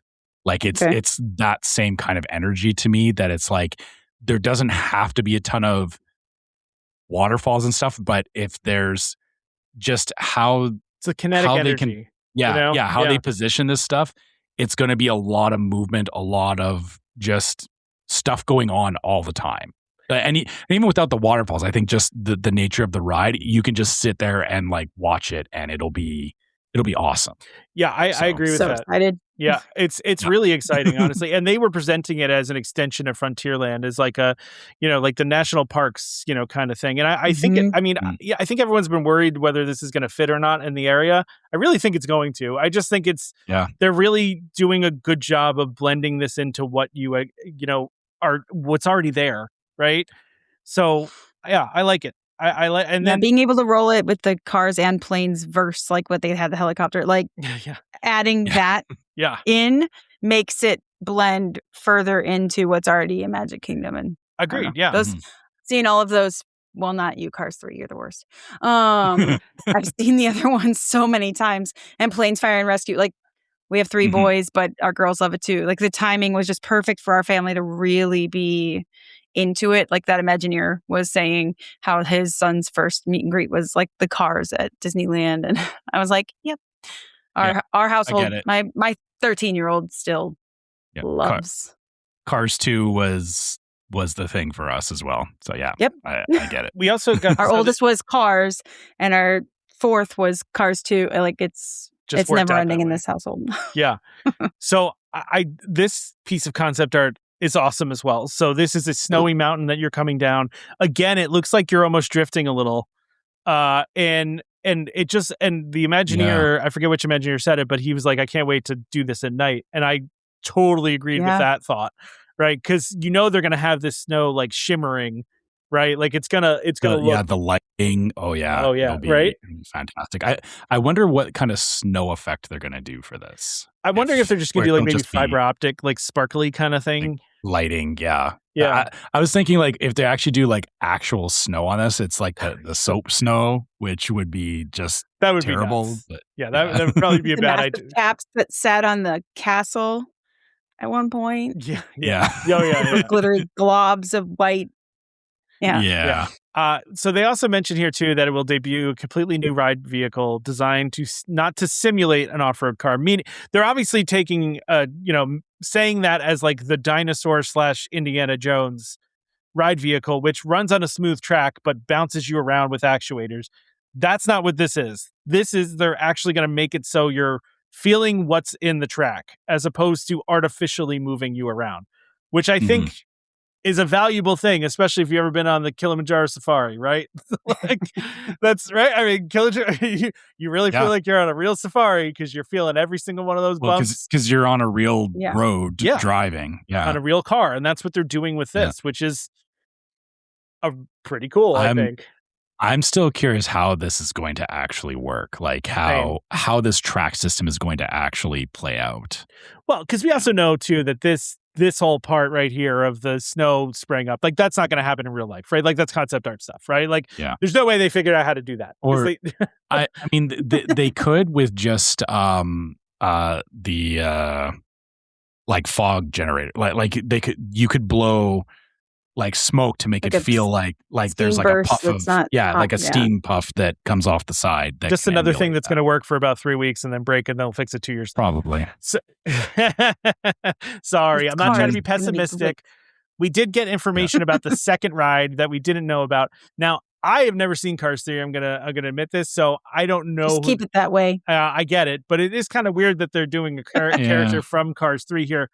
That being said, this character does seem like a lot of fun. So I mean, it's a school bus. It's a demolition derby school bus. So they're gonna make a giant animatronic school bus that shoots fire out of it. For this, I mean, if that really works that way, and it is the giant animatronic, like that's gonna be very cool for a ride that I'm not entirely convinced isn't the same as Alien Swirling Saucers. I'm not. I'm not sure. It's not going to be. No. It's not going to be Aliens Swirling Saucers. It's going to be. Sorry, what did they call Luigi's now? Is it still flying tires? No, it's something else. See, I don't think it's that either. It just looks different. It looks to me like the same kind of thing as Luigi's, where they where the cars dance around each other. Like that's what this looks like to me. Yeah, whatever. But of course, like that's great. Yeah, yeah. But yeah, it looks. You might be right, Tom. It might be an Alien Swirling Saucers, or again, like I'm only saying that it's in like circles, and the circles are all next to each other. And Alien Swirling Saucers is that thing where it just like it's a bunch of circles and it passes off the cars to each other. But same as Mater's Junkyard Jamboree as well. Yeah, so and also just a blue car in the bottom corner is doing like a drifting kind of thing, which is like they're all showing the people leaning, but some of them have them going opposites, which makes sense. I mean, the thing about it is, I think part of the reason why they chose that character is because that character does demolition derbies, and I think that's what the concept of this is that you're in a demolition derby, right? So chaos, yeah. Mm-hmm. So it could be, Trevor. Maybe it's a more aggressive version of that, where it's not really a dance; it's more like you're in a out of control demolition derby, and you're just avoidance. Yeah. Like, could it be that? I don't know. It kind of seems like it's possible. Sure. I'll love to look at this and just be like, "There's that choice," but I love cars. You don't want to go on I can this? ignore. I can ignore Miss Fritter and like the Cars 3 reference stuff. I can ignore that. I think. Yeah. But I don't. Yeah. Listen, for a giant animatronic bus, I don't care where that comes from. Like that just looks cool. Like especially if it does shoot flames at the top of it. Like let's do that. I don't care where it's from. Did you notice that there looks like there's a food truck in the background? I did notice that. Yeah, it looks like a camper or something back there. You talking about that? I'm guessing that's going to be like a stand. Yeah. Yeah, and this, what is that right there? That's like a volcano. But that looks like that looks like Ridge Racers in the background. I think this is Big Thunder, and this feels. I don't know what that is. I think that's the guy. I think that's the geyser point. I think that's. Is it that? Okay. Is it this? I think it's that. Is it this? Okay. That makes sense. Yeah. That makes sense. Okay. Maybe this is. Yeah. It's hard to. I do like the logo for this, by the way. I don't hate this. Yeah. Okay. Well, so that's what we got for Piston Peak. This is exciting. I think. I like what they're doing here. I'm excited to see more. Right. Yes. Yeah. Yeah. We didn't get timing on this either, though, did we? No, they're not giving timing. I mean, it's still dirt, right? You get a really good view, Trevor, of it on Big Thunder. It's all dirt. Spoiler, Tom, the ride's going to be all dirt. Yeah, I know, but there's no mountains built yet. They haven't even started building the mountains yet. I mean, they were years away. I get what you're saying. Yeah. But anyway, really quick, and I know, Trevor, you don't do Disney Cruise Line, but Becky and I are Disney Cruise people, right? So. For sure. We got more information on the Believe, which we get the two characters on the back. I can't remember the name of it. Why am I blanking on what that's called? Buzz and Woody. I forgot the name of what the part of the ship is. I always get mixed up the parts of the ship. The aft? The bow and the stern. Thank you. Thank you, Becky. See, Becky knows. So we got that, which is Woody and Buzz, and they're drawing Believe on there. I actually kind of like how they did like the blocky letters for Believe. I think that's kind of fun. Toy Story letters, yeah. Yeah. It's kind of neat. It's a little different. We also got I don't know, whichever one the front part is. Bow. That one. Tinkerbell. Yeah, the bow. We got Tinkerbell. So stop laughing at me. I forget the names of the things for the ship. Like, it's oh my God. I still call it a boat all the time. So fine. I'm bad at this. We also got a look at the figure that's going to be in the main atrium there, the Grand Hall, I should say, and that's Moana, which I think fits very well with what they're doing here. And it looks like, just from the little concept art in the background, that there's a lot of Moana kind of stuff going on in that Grand Hall. But I mean, we obviously don't know much more than that. So yeah. So anyway, I think this is good. I'm excited to see more, right? This is very basic information right now. Becky, I know you're on a mission to go on all of them, right? Hopefully at some point, although I have to be convinced by better itineraries to want to go on the Wish class, the rest of them. The Treasure, I think I'll go on because it does the itineraries I want. We don't have time for this right now. That they also did. By the way, they also did announce. They announced that they have a new class of ship that they're doing. This is really interesting to me because they are bucking the complete industry trend, which is to go with the biggest ship possible and go bigger and bigger and bigger. Like, that's what everybody's doing. Disney's going smaller, which love it is so interesting because I think it makes sense to me actually, because when you go on a Disney cruise, it's a very curated experience, right? And the bigger you get and the more people you get, the harder it is to control that, and the harder it is to make those individual impacts on people. You know what I mean, Becky? Right? It's hard to explain. Absolutely. But having less people on board and being I went on the Treasure and I went on the Fantasy, and the two, the difference between the two, they're both great. But the Fantasy is, it's just got a different homier feel to it. Even though it's about the same size as the Treasure, it's not that much smaller. But the smaller ship really lets them do more, I feel like. It's just interesting. Absolutely. And then, look, our first one was the first one I did was the Magic. And my thought was I could have gone on the Dream, the Fantasy. This was before the Wish class was out. I'm going to Castaway Cay. One ship goes at a time. Yeah. So the capacity is what it is to support the larger ships, but I'm on the smaller ship. So there's less people, which I love. Yeah. So I'm all about, because all the amenities, all the infrastructure is the same. It is. Why would I want to go where I have to fight more people for the things I want to do when I can go when there's fewer people? Exactly. There's only one, Moana meeting people on board, regardless of how large the ship is, right? So if there's 1,000 people trying to meet Moana, as opposed to, as opposed to 2,000 people, a little bit easier, But, and the Magic and Wonder are the only ones that have the certain parameters. I don't know all the rules, but to fit in the certain ports, for Alaska, Alaska specifically, and the same. And then Norway passed some laws that certain size cruise ships can no longer go after I want to say this year, or maybe it was even last year, or it's starting this year, something like that. So some of these bigger ones, you're not going to necessarily see them unless they meet certain environmental standards and size standards. So it's having the capability to maybe go to other places that the really big ones just can't, I think is smart. It's very smart because it expands the amount of places they can go and expands the variety of their itineraries. And they said that. They straight out said that. So so it's great. It's interesting. They didn't really give a whole lot of detail about what the new ship is going to look like. We just saw these Florida, these several story windows on the side of the ship, and that was about it, right? Mm-hmm. I don't even know what that was supposed to be. There's a ship. Here's the announcement. There's a ship. There's a ship. That was it. Yeah, pretty much. We got a little taste. We got something, and also they did confirm that they're doubling their sailings out of San Diego. So a lot of good things for our West Coast folks. So, but anyway, continuing on, we got to talk about Monstropolis. Yep. Oh, yes. Yes. Exciting things going on here, too. Now, Trevor, I know you really wanted the Glob Theater to have a specific show. Put that thing back, or so help me. Yes. Unfortunately, and we're not getting that. You're not getting your wish.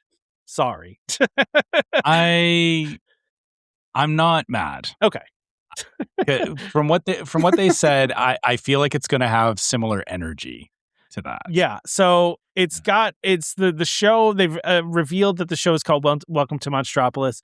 They even sang an original song written by Randy Newman for this, which was fun. I liked it.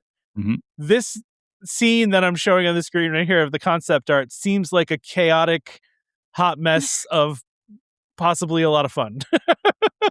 Right? Hopefully, yeah. I mean, yeah. I know this is hard for a lot of us because Muppet Vision 3D, and all of us are going to be thinking that while we're in this theater, but it looks like a lot of fun. It is giving similar energy to Muppet Vision 3D. Yeah. I think. Like it true. feels with the like 3, I assume. Yeah. Yeah. That the can flying into the crowd feels like it's going to be a 3D glasses show. Yes. Mm-hmm. Yeah. Yes. Yeah. And I'm wondering what these little like 3-eared bunnies are going to be about, which again, I feel like this is going to be a plushie that 1,000%. They're going to have, right? Like, there's no way they're not selling that. Yeah.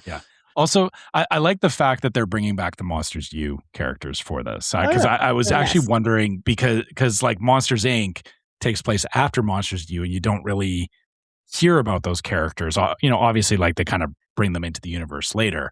But I'm glad that they're like it's clear that this show involves like Mike and Sully bringing back those characters, and like I think that's great. I think it'll be a fun show, even though it's not what I expected. But maybe just rehashing that little bit from the movie wouldn't have been the best choice. Like this feels like they can go all kinds of different directions with it now, right? So yeah, maybe they'll sneak that line in there somehow. I'm sure. I hope so. Yeah. I still think that this is going to result in the show at Magic Kingdom ending. I just think they're going to end it. Even though this is not like an interactive show like that when it's different, I just think they're going to end it. I don't know. I just have a feeling. They haven't announced that, but I just have a feeling. The other thing we found out about, though, is some more information about the other buildings in here. So first of all, Disney clearly just wanted to keep the same pizza making equipment from Pizza Rizzo because they just turned that into another pizza restaurant, which is called Archie's Scare Pig Pizza. Okay. We don't have any concept art of this, but it's about the pig that they stole in Monsters University. So okay. I mean, great. Sure. Cool. We've also got the Monsters University Alumni Club, which I'm not entirely sure what this is. It just says it says head on down for a who's who of all the student clubs, fraternities, and sororities at MU. Yeah, so that's rehashing because there was all the different houses. But what is it though? Is it like a character greet thing? Is that what we're doing there, or maybe, or maybe it's just like a walkthrough attraction where they kind of show off the different houses because there was a lot of they really showed up more so in the competitions, but there was implications of all these other houses that they had built up in this universe that don't get a lot of playtime outside of their specific spots in the movie. So maybe they're leaning into that. I mean, I'm guessing it's a meet and greet. Yeah. It also feels like something too. Again, this is like a merch opportunity where kind of the same as people buying their favorite Harry Potter schoolhouse merchandise that they can sell Monsters U, Uzma Kappa. Well, that's going to be at the Scareporium, though. Yeah. That's the Scareporium, I guess. Yeah, right next door there. Mm-hmm. That's where. Yeah. So well then, yeah, you have be a nice air conditioned break. Who knows? Exactly. Yeah. Well, I mean, the thing Trevor really wants to talk about, though, clearly, is Harry House. I'm going here. Now I'm making a reservation. I'm going here. Not only that, though, Trevor, we were hoping that this was going to be the case, but they actually showed a video of it. The chef in there, I guess he's octopus monster. Yeah. is an actual animatronic that will be operating in the restaurant while you're eating there. Just doing his thing. Yep. It's like serving you his own children. It makes really no sense. It doesn't, Well, but that's why it's not funny. necessarily serving octopus. That's why it's funny. Yeah. I know. But I don't think octopus is on the It's going to be awesome, though. Yeah. I mean, sort of hope not. This is like for that reason. The animatronic looked awesome too. It just looked really cool. Yes. Yes. Yeah, I just love this. This is basically like upscale Sunny Eclipse going on right here. Yeah. Yeah. I mean, the food selection, unfortunately for you, Tom, is probably not going to be great. Big old thumbs down for that. It looks like they're actually, I think they're going to have sushi. Like, that's what it looks like here. Is this guy's eating sushi, which, again, you don't have to eat sushi at a sushi restaurant. They do have other options. It looks like, I'm guessing that the lady there is opening like a ramen bowl or something. And it looks like the kids have like a bento of some sort. You could probably have the kids' bento. I'm sure it'd be fine. I'm sure it's going to be like monster themed food though too. It's going to be that thing where it looks weird but it tastes good thing. Yeah. What were we going to say, Becky? Sorry. Some quote unquote sushi doesn't have any fish. It's not really sushi, true. But some rolls, I guess I could say. Get some frushi. So, sushi by definition is Get some frushi. Sushi is actually just vinegar rice. Yeah.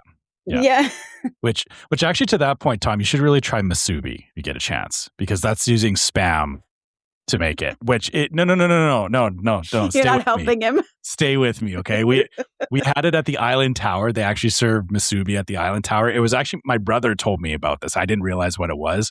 We ordered some. It was fantastic. Is it still like the seaweed on the outside though? Like that's really that's my big no go. That's my big no go there. It's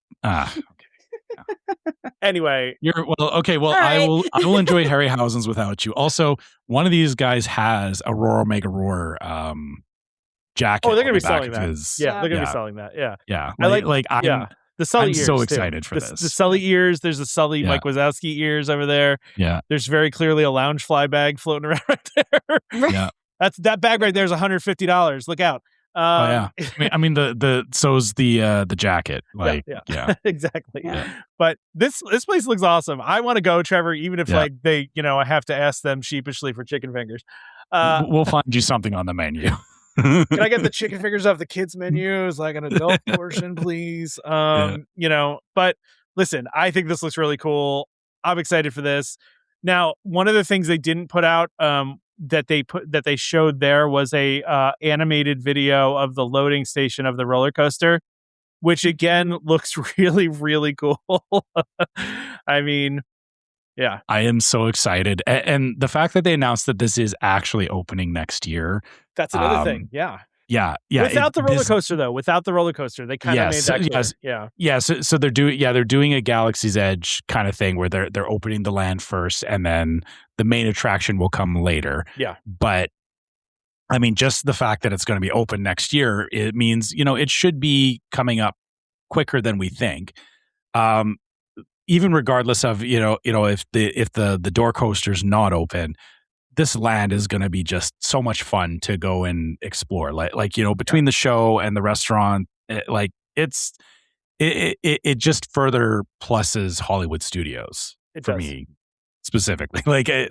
It's one more reason for me to actually, for me specifically, this is a huge improvement to Hollywood Studios. Trevor go back to Hollywood Studios. Because there hasn't been enough stuff to make me stick around longer than a half day for a while. But and I know y'all are talking about, I haven't been on Rise and all that. You need to go on Rise. That's another story. We can talk about that later. You need to go on Rise. All right. Well, moving to the other highly anticipated land we anticipated that they were going to announce more things about is the aptly named Villains Land. So one of my favorite jokes of the entire night was Bruce Vaughn, the head of Imagineering, comes out and he says, we're going to reveal the official name of Villains Land. And they just put it up on the screen and he goes, it's Villains Land.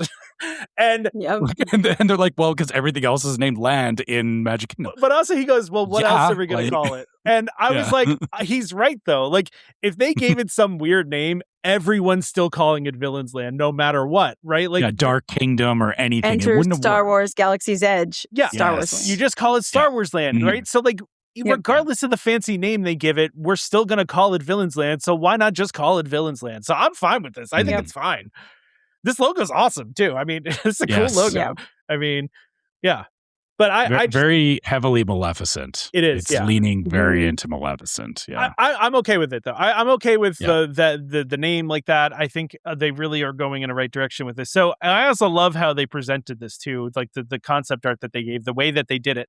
They did it in storybook form, which is really kind of cool, right? Mm-hmm. And so the story we find out now is that that an evil witch poisoned a wishing well. So you're going to like walk through a scary forest to get there, which I think is very cool to walk through the scary forest. And then you're going to come upon this wishing well that's broken and clearly has all this, like stuff coming out of it, which looks like, there's some skeletons with swords in there. There's like eyeballs. There's, the headless horseman pumpkin deal. There's a vine holding a basket over to the right there. Cool. Oh yeah, weird. Yeah. Cool. I assume you're going to be able to walk up to this wishing well because there's stairs. Maybe, I don't know, or maybe it's just you're going to see it from far away. I don't know. There'd have to be a rail on that. The Rapunzel Tower situation. Yeah. That actually, I doubt you're going to be able to walk up there. Actually, I take that back because that's trip and fall lawsuit right there waiting to happen. This is going to be the same problem as the Mexico Pavilion, where they're going to have to put signs saying, please do not climb. Because, They'll just have to put a natural barrier of some kind in there. Maybe just like, maybe they'll have the steps like break off at a certain point so you can't like actually climb them. Oh, that as part of like think that'll stop people? No, it won't stop people, but it won't stop people. But I'm hoping all this green stuff they have coming out of this well is like really lit up cool at night, especially, because I don't know what that's going to be made out of, but like, I don't know. It looks really cool. And they better have like a green smoke like flowing around all the time too. Like, so, all right. So that's how it starts.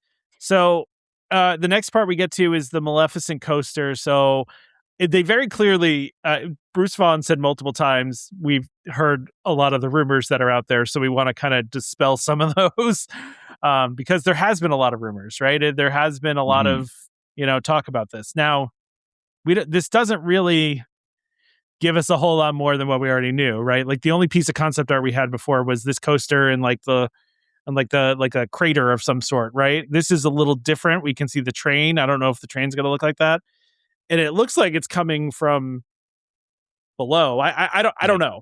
Inside of the briar patch. Is what it is. Yeah. This is the one that they said is going to have. This coaster will have some attributes they've never used. That's what they said, right? That they've never used. Yeah, they said Disney. Never in a Disney means. ride. Yeah. So what does that mean? That is a good. I wondered that too, Becky. I was like, what do you mean by that? Because they have. I don't know. Are there anything with corkscrews? There's stuff that has loops, but we have inversions. Rock and Roller. Yeah. Yeah. Rock and Roller Coaster has inversions. So they've done inversions on Disney rides before. Yeah. I mean, and then foreign parks have a loop. They're like talking the Avengers, one of them.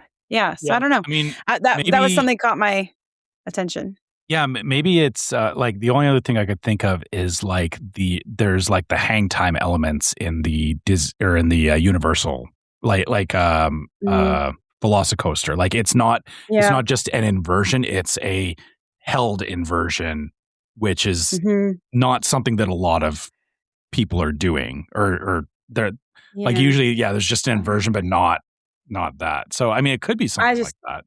But then you also got like the locker situation. Tron already sucks. Well, but if you look at the train though, if this is accurate, there's not even a lap bar going on here. Yeah, that is true. It doesn't look like an extreme coaster kind of situation. I mean, interesting. It'll be interesting. Yeah. So the quote was, he said the Imagineering team teased that this coaster will include elements they've never attempted before on similar attractions. So it is set to be a groundbreaking project. That's really all they said. I mean, they said you'll race through the enchanted briars. It is an exhilarating coaster experience where you come face to face with the mistress of all evil herself, Maleficent. I'm anticipating a giant dragon animatronic. The dragon there better be, right? Yeah. You'll race through the enchanted briars surrounding her frightening mountaintop fortress if you're feeling brave enough. I don't know. It's hard to tell because I know a lot of the rumors about this were that they were taming this down and it was going to be more like Slinky Dog kind of intensity. But I mean, I don't know. They didn't really reveal much. I mean, saying exhilarating, there's marketing talk, really, right? But sure. Yeah, we don't really know. We'll see, I guess. There's different levels of exhilarating. It's true. Yeah. They did confirm the second ride though, which is going to be a boat ride, which is the Mirror Realm Dark Ride in Villains Land. So they're saying you're going to be under Villains Land. But this is what you were talking about before, Becky, and I agree with you. Yeah. This looks like the trackless boat technology again. Mm-hmm. Yeah. I mean, it would make sense for this kind of ride. Yeah. Smart and awesome. Yes. It's about time they brought that tech over here, right? Like they probably were just waiting for the right time for it, right? I mean, I also think the Avatar thing, they didn't talk about the Avatar ride they're building over at Disneyland, but I have a feeling it's going to be that too.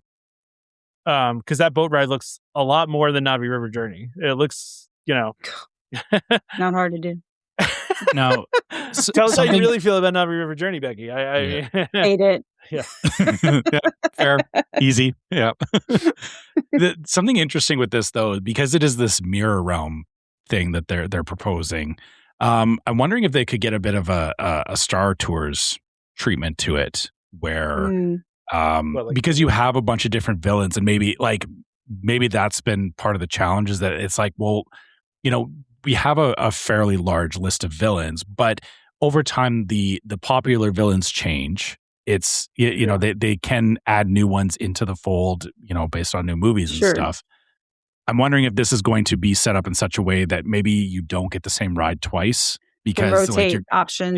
Yeah. Good. Because you're going through a mirror thing, so maybe it's like it changes, and it might not even be like that drastic, but it also might be like that same thing with Runaway Railway, where it's like every 1 in 20 rides you see the Loch Ness monster on it, kind of thing. Like there's little things that change that you won't see on every ride. So this has a lot of potential, I think, as far as boat rides go. That they don't have to, we all think of we all assume current pirates in our head, right? Yeah.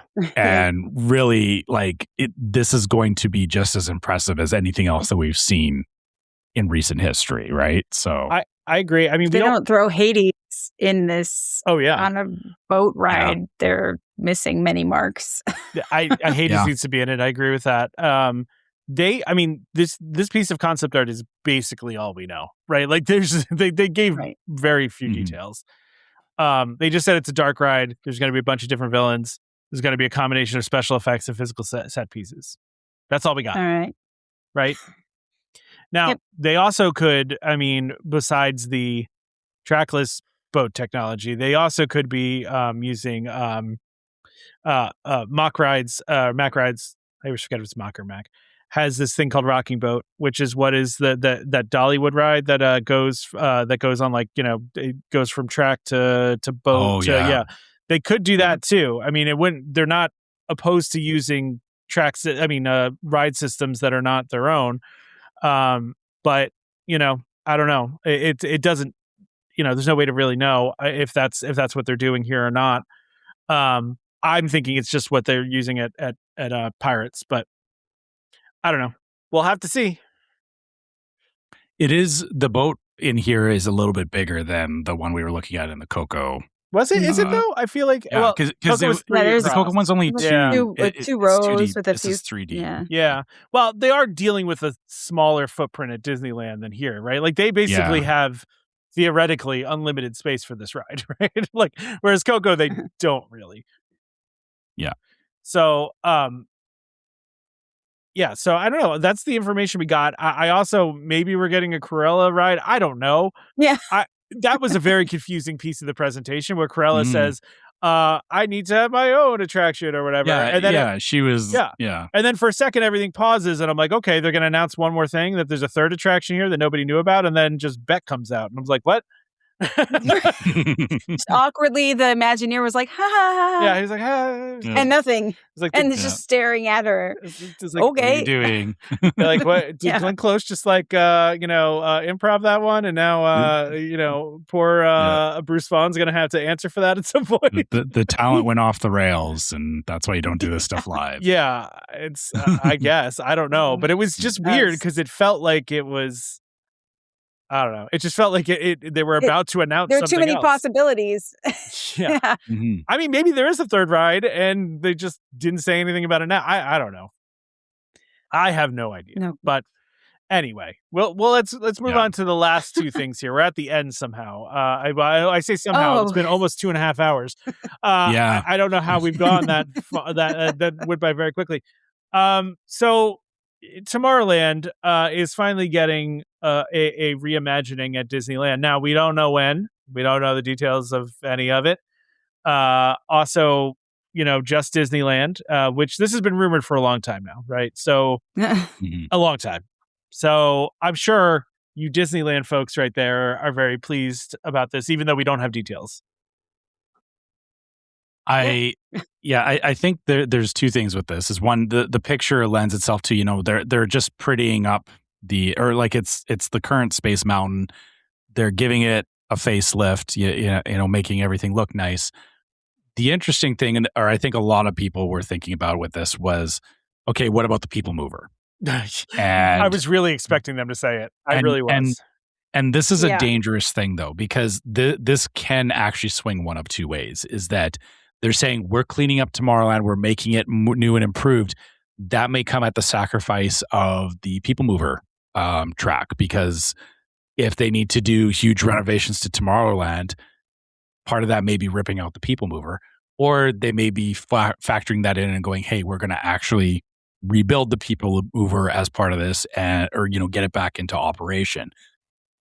It's 50-50 at this point. Well, I think they deliberately left that as like they did. Right. We'll see. Right. Well, because if you read what they put out, they said Walt Disney Imagineers are already beginning to dream up the next chapter of innovation and storytelling. So they intend to do this, but they don't have any plans at this point. Like they're just starting, and it says with new attractions, more open spaces, and new places for Disneyland guests to dream about the future. So the vagary of that, Well, the place I dream about the future is on the People Mover. So yeah, I some models. Yeah. I have to believe they're going to do it at some point. They have to. I really hope they do. I'm lucky that I've gotten to ride both versions of the People Mover, or it's like the West Coast and the East Coast version, and the West Coast one had a very distinct charm to it. It is a different system than the one that's used in Disney World. I hope they're not discounting how much people actually want to see it back. Like I know there has been the constant churn about it, but that's a huge undertaking. Fixing that track, it's not just a matter of fix the few structural issues. This is like a full redo. Yeah, rebuild the whole thing. Rebuild the whole thing. Which, but maybe that's what the plan is we're going to get People Mover 2.0, and it's going to be a whole new track system, whole new everything. I hope it's something like that, and I hope that they're not just. I worry that they're going to cut their losses and be like, look at all this, it looks beautiful now, but it's missing a big part of what it was, right? So they also say that's my only concern. We cannot wait to reveal more about the plans for the transformation of Tomorrowland in the years ahead. Yeah. Years ahead. This is a 5+ year thing. Yeah. That's going to happen. Yeah. I do think they're going to go nostalgic route here. Yesterday's tomorrow today makes me feel they're going to go nostalgic, right? They realize that there is a certain appeal of that 1964 World Fair version of it that they want to maintain for sure. But yeah, like I said, part of that is they don't need the People Mover per se, but they kind of need the People Mover. They do, yeah. Yeah. But also, yesterday's tomorrow is today anyway, so it's true. So thinking about today, tomorrow, and maybe yesterday. Right. I don't know. It's a fair point, Becky. I took it as a hint, but okay. I hope it is. I mean, because they do say in the thing they put out that they're really kind of hearkening back to the original vision of Tomorrowland. So I don't know. Well, they got to get ready for the 75th anniversary. So bingo. Yeah. All right, guys. Last but not least, the thing that gave me goosebumps for the evening. I literally, it happened, and I was like, I'm not even joking. It was 1:00 in the morning when this happened finally, because I'm on the East Coast of the Pacific, and I was a little behind. So literally 1:00 in the morning, I'm the only one awake at my house, and this happens, and I literally went I got so excited I almost yelled, and I was like, "Oh, everyone's sleeping! Shut up!" So, by the way, this is not the Dreamfinder. If you're watching this on video, the real Dreamfinder. This is Neil Patrick Harris dressed like the Dreamfinder, which is hilarious in its own right. Mm-hmm. But we are finally getting a Figment redo, proper redo and proper return of Dreamfinder. Proper return of Dreamfinder, because he's been gone for a hot minute, a long time now.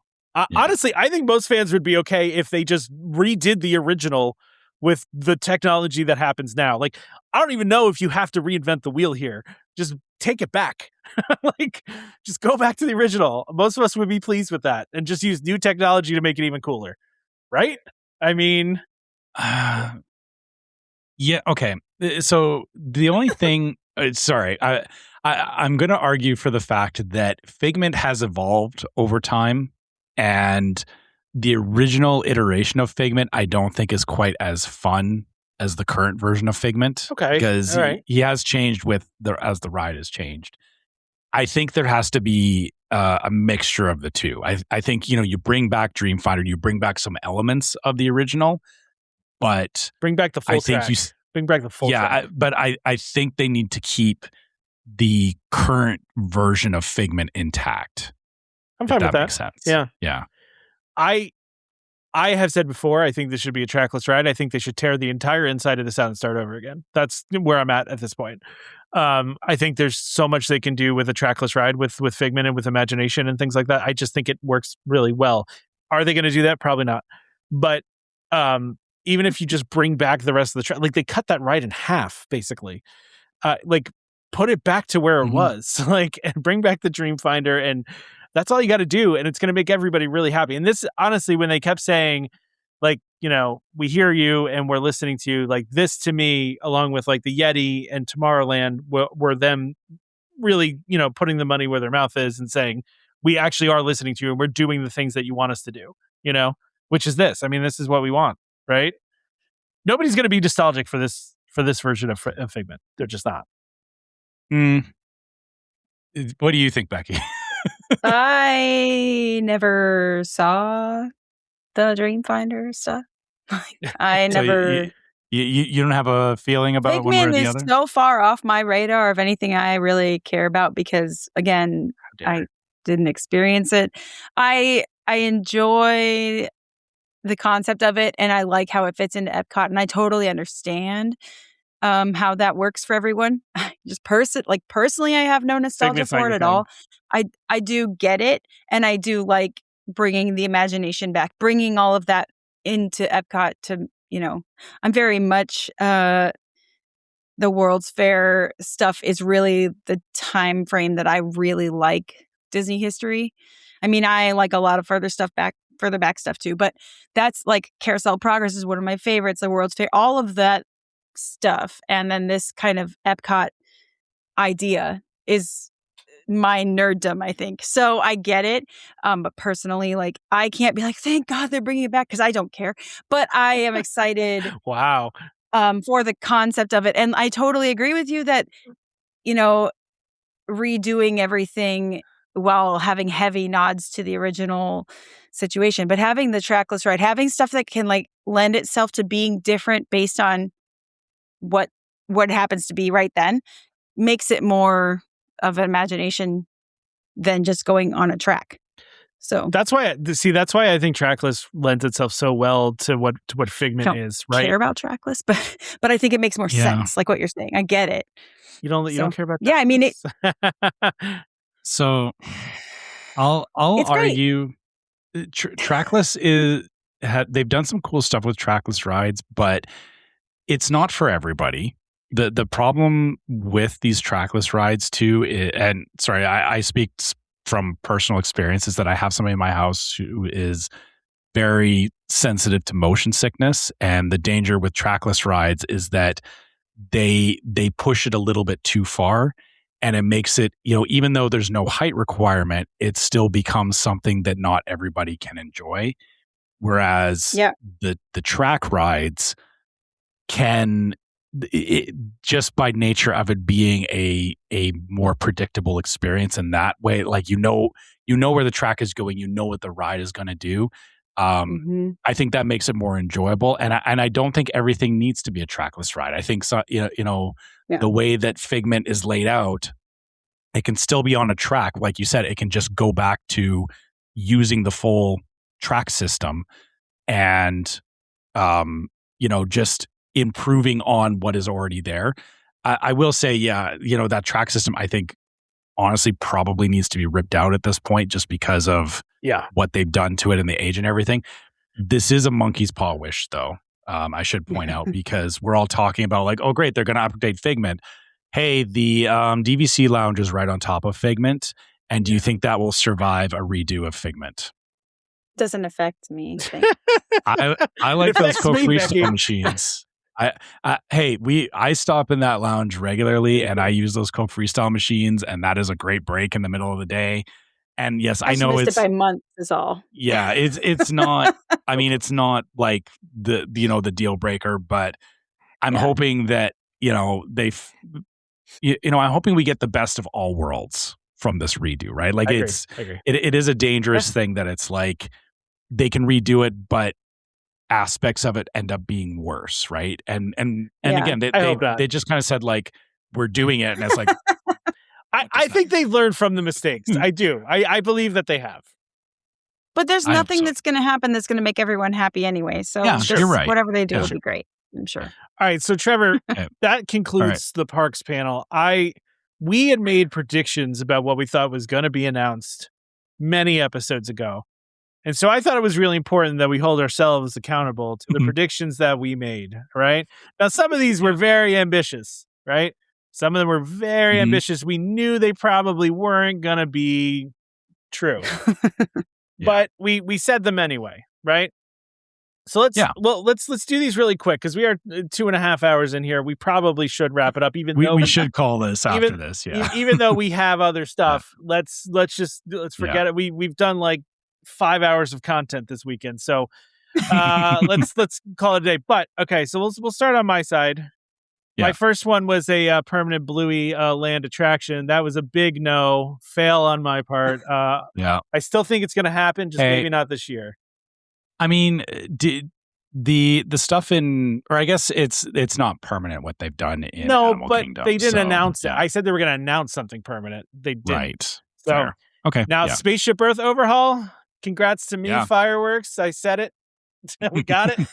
I also called Figment. Which you got that in under the wire too, I will say. That was literally that was the last thing they did. It was like, everything else was done, and they just like announced that. So you barely got that one. I'm gonna call the Tomorrowland reimagining a partial correct, because they are reimagining Tomorrowland, just not at Magic Kingdom. Well, you did say at Magic Kingdom. I did. Okay, you know what? You're right. So we'll do incorrect for that one. And I just had a general Disney Cruise Line updates. I think boom, correct. Okay. How do you not get that right? You have to get that. It's easy, right? Now I did say new DVC resort and new DVC member lounge. So that's a whole bunch of thumbs down, because I got both of those very wrong. I also said Disney Skyliner expansion. Nope. No expansion to Star Wars Land, no drone show, and no Marvel. So this was a disaster, just raining down thumbs down for me. But hey, you got a couple of good key ones. I got a couple. I got three. I got three out of 11. Yeah. Now, Trevor. I mean, I don't think I did much better. No, you didn't. Trevor said that there was going to be a Zootopia ride and land. That was a thumbs down. Wonders of Life Pavilion. We need to just keep hoping. I'm sad that they didn't even touch on that. But I don't think there's enough noise about it. Now, I am going to give you Monstropolis opening window because they did say 2027, so that's a win for you. Unfortunately for you, no DVC new DVC resort announced for Epcot entrance. So we're going to keep dreaming on that one. Villains Land Thrill Coaster, you got it. I'm going to give you that one. Okay. Yeah. So we didn't. This says specific details. We got some details. Maybe Is this more of a partially correct? You're still, Yeah, I think it was a partial. It was a partial because I think we knew it from the previous concept art, but they haven't really said too much about what it is yet. Yeah. And then I don't know. They said that it's going to have unused elements. Some elements that Guardians of the Galaxy Cosmic Rewind had unused elements, so I feel like we're gonna give it to them, but this is not my show. Thanks for the assist. All right, fine. You know what? Fine. I'll give him a credit. Okay. Fine. All right. Then Hollywood Studios drone show. We can keep wishing for those because we're not getting it anytime soon. Seemingly. Although that's the thing, they can announce on a Tuesday and it can happen in like a couple weeks. So, who knows? And then, a Fifth Gate announcement, we're going to keep wishing on that one too, Trevor. Yeah, that was entirely a left field thing when I said it. I knew we made some bold I would have been crazy. Yeah, that would have been crazy if they had done that. But I mean, still considering all things that, I think we did all right. I mean, that it could have been worse. And also it's funny just looking back on the list that, really there is a lot of stuff that they just didn't touch on. They didn't. So, yeah. To be fair, there's a lot going on, right? So they can only touch on so many things. So yeah. All right. Well, listen. And by the way, if you're not watching this on video, there's a little video piece to what we just did. So I encourage you to watch this on YouTube. You can come find us on YouTube or Spotify. You can watch the end of the episode to see what we're talking about. But listen, that does it for D23 for the parks panel, at least. I know Trevor had his eye on an animatronic tiki bird that they're selling there. We were going to talk about that, but we talked too long. So, it's very long, but there's a lot to talk about. So go check out that tiki bird because I think I kind of want it too, even though it's $250. Thank you, Becky, for joining us. Really appreciate it. That was awesome. We had a lot of fun. I hope everybody else did too. So thanks for watching or listening, and we'll talk to you again next week. I feel like I should say something like "There's a great big beautiful tomorrow" or something, because this is all Carousel of Progress themed. But that feels how did. I can't remember how they did the transitions on the show at this point. Just imagine the song is playing and where the theater's rotating and then we're disappearing. Bye. Thank you everyone for attending our carousel of I don't know. Yeah, whatever. Thanks everyone. Bye. This is Skipper Albert Awol, the voice of the jungle, signing off from Welcome Home Podcast on the DVC.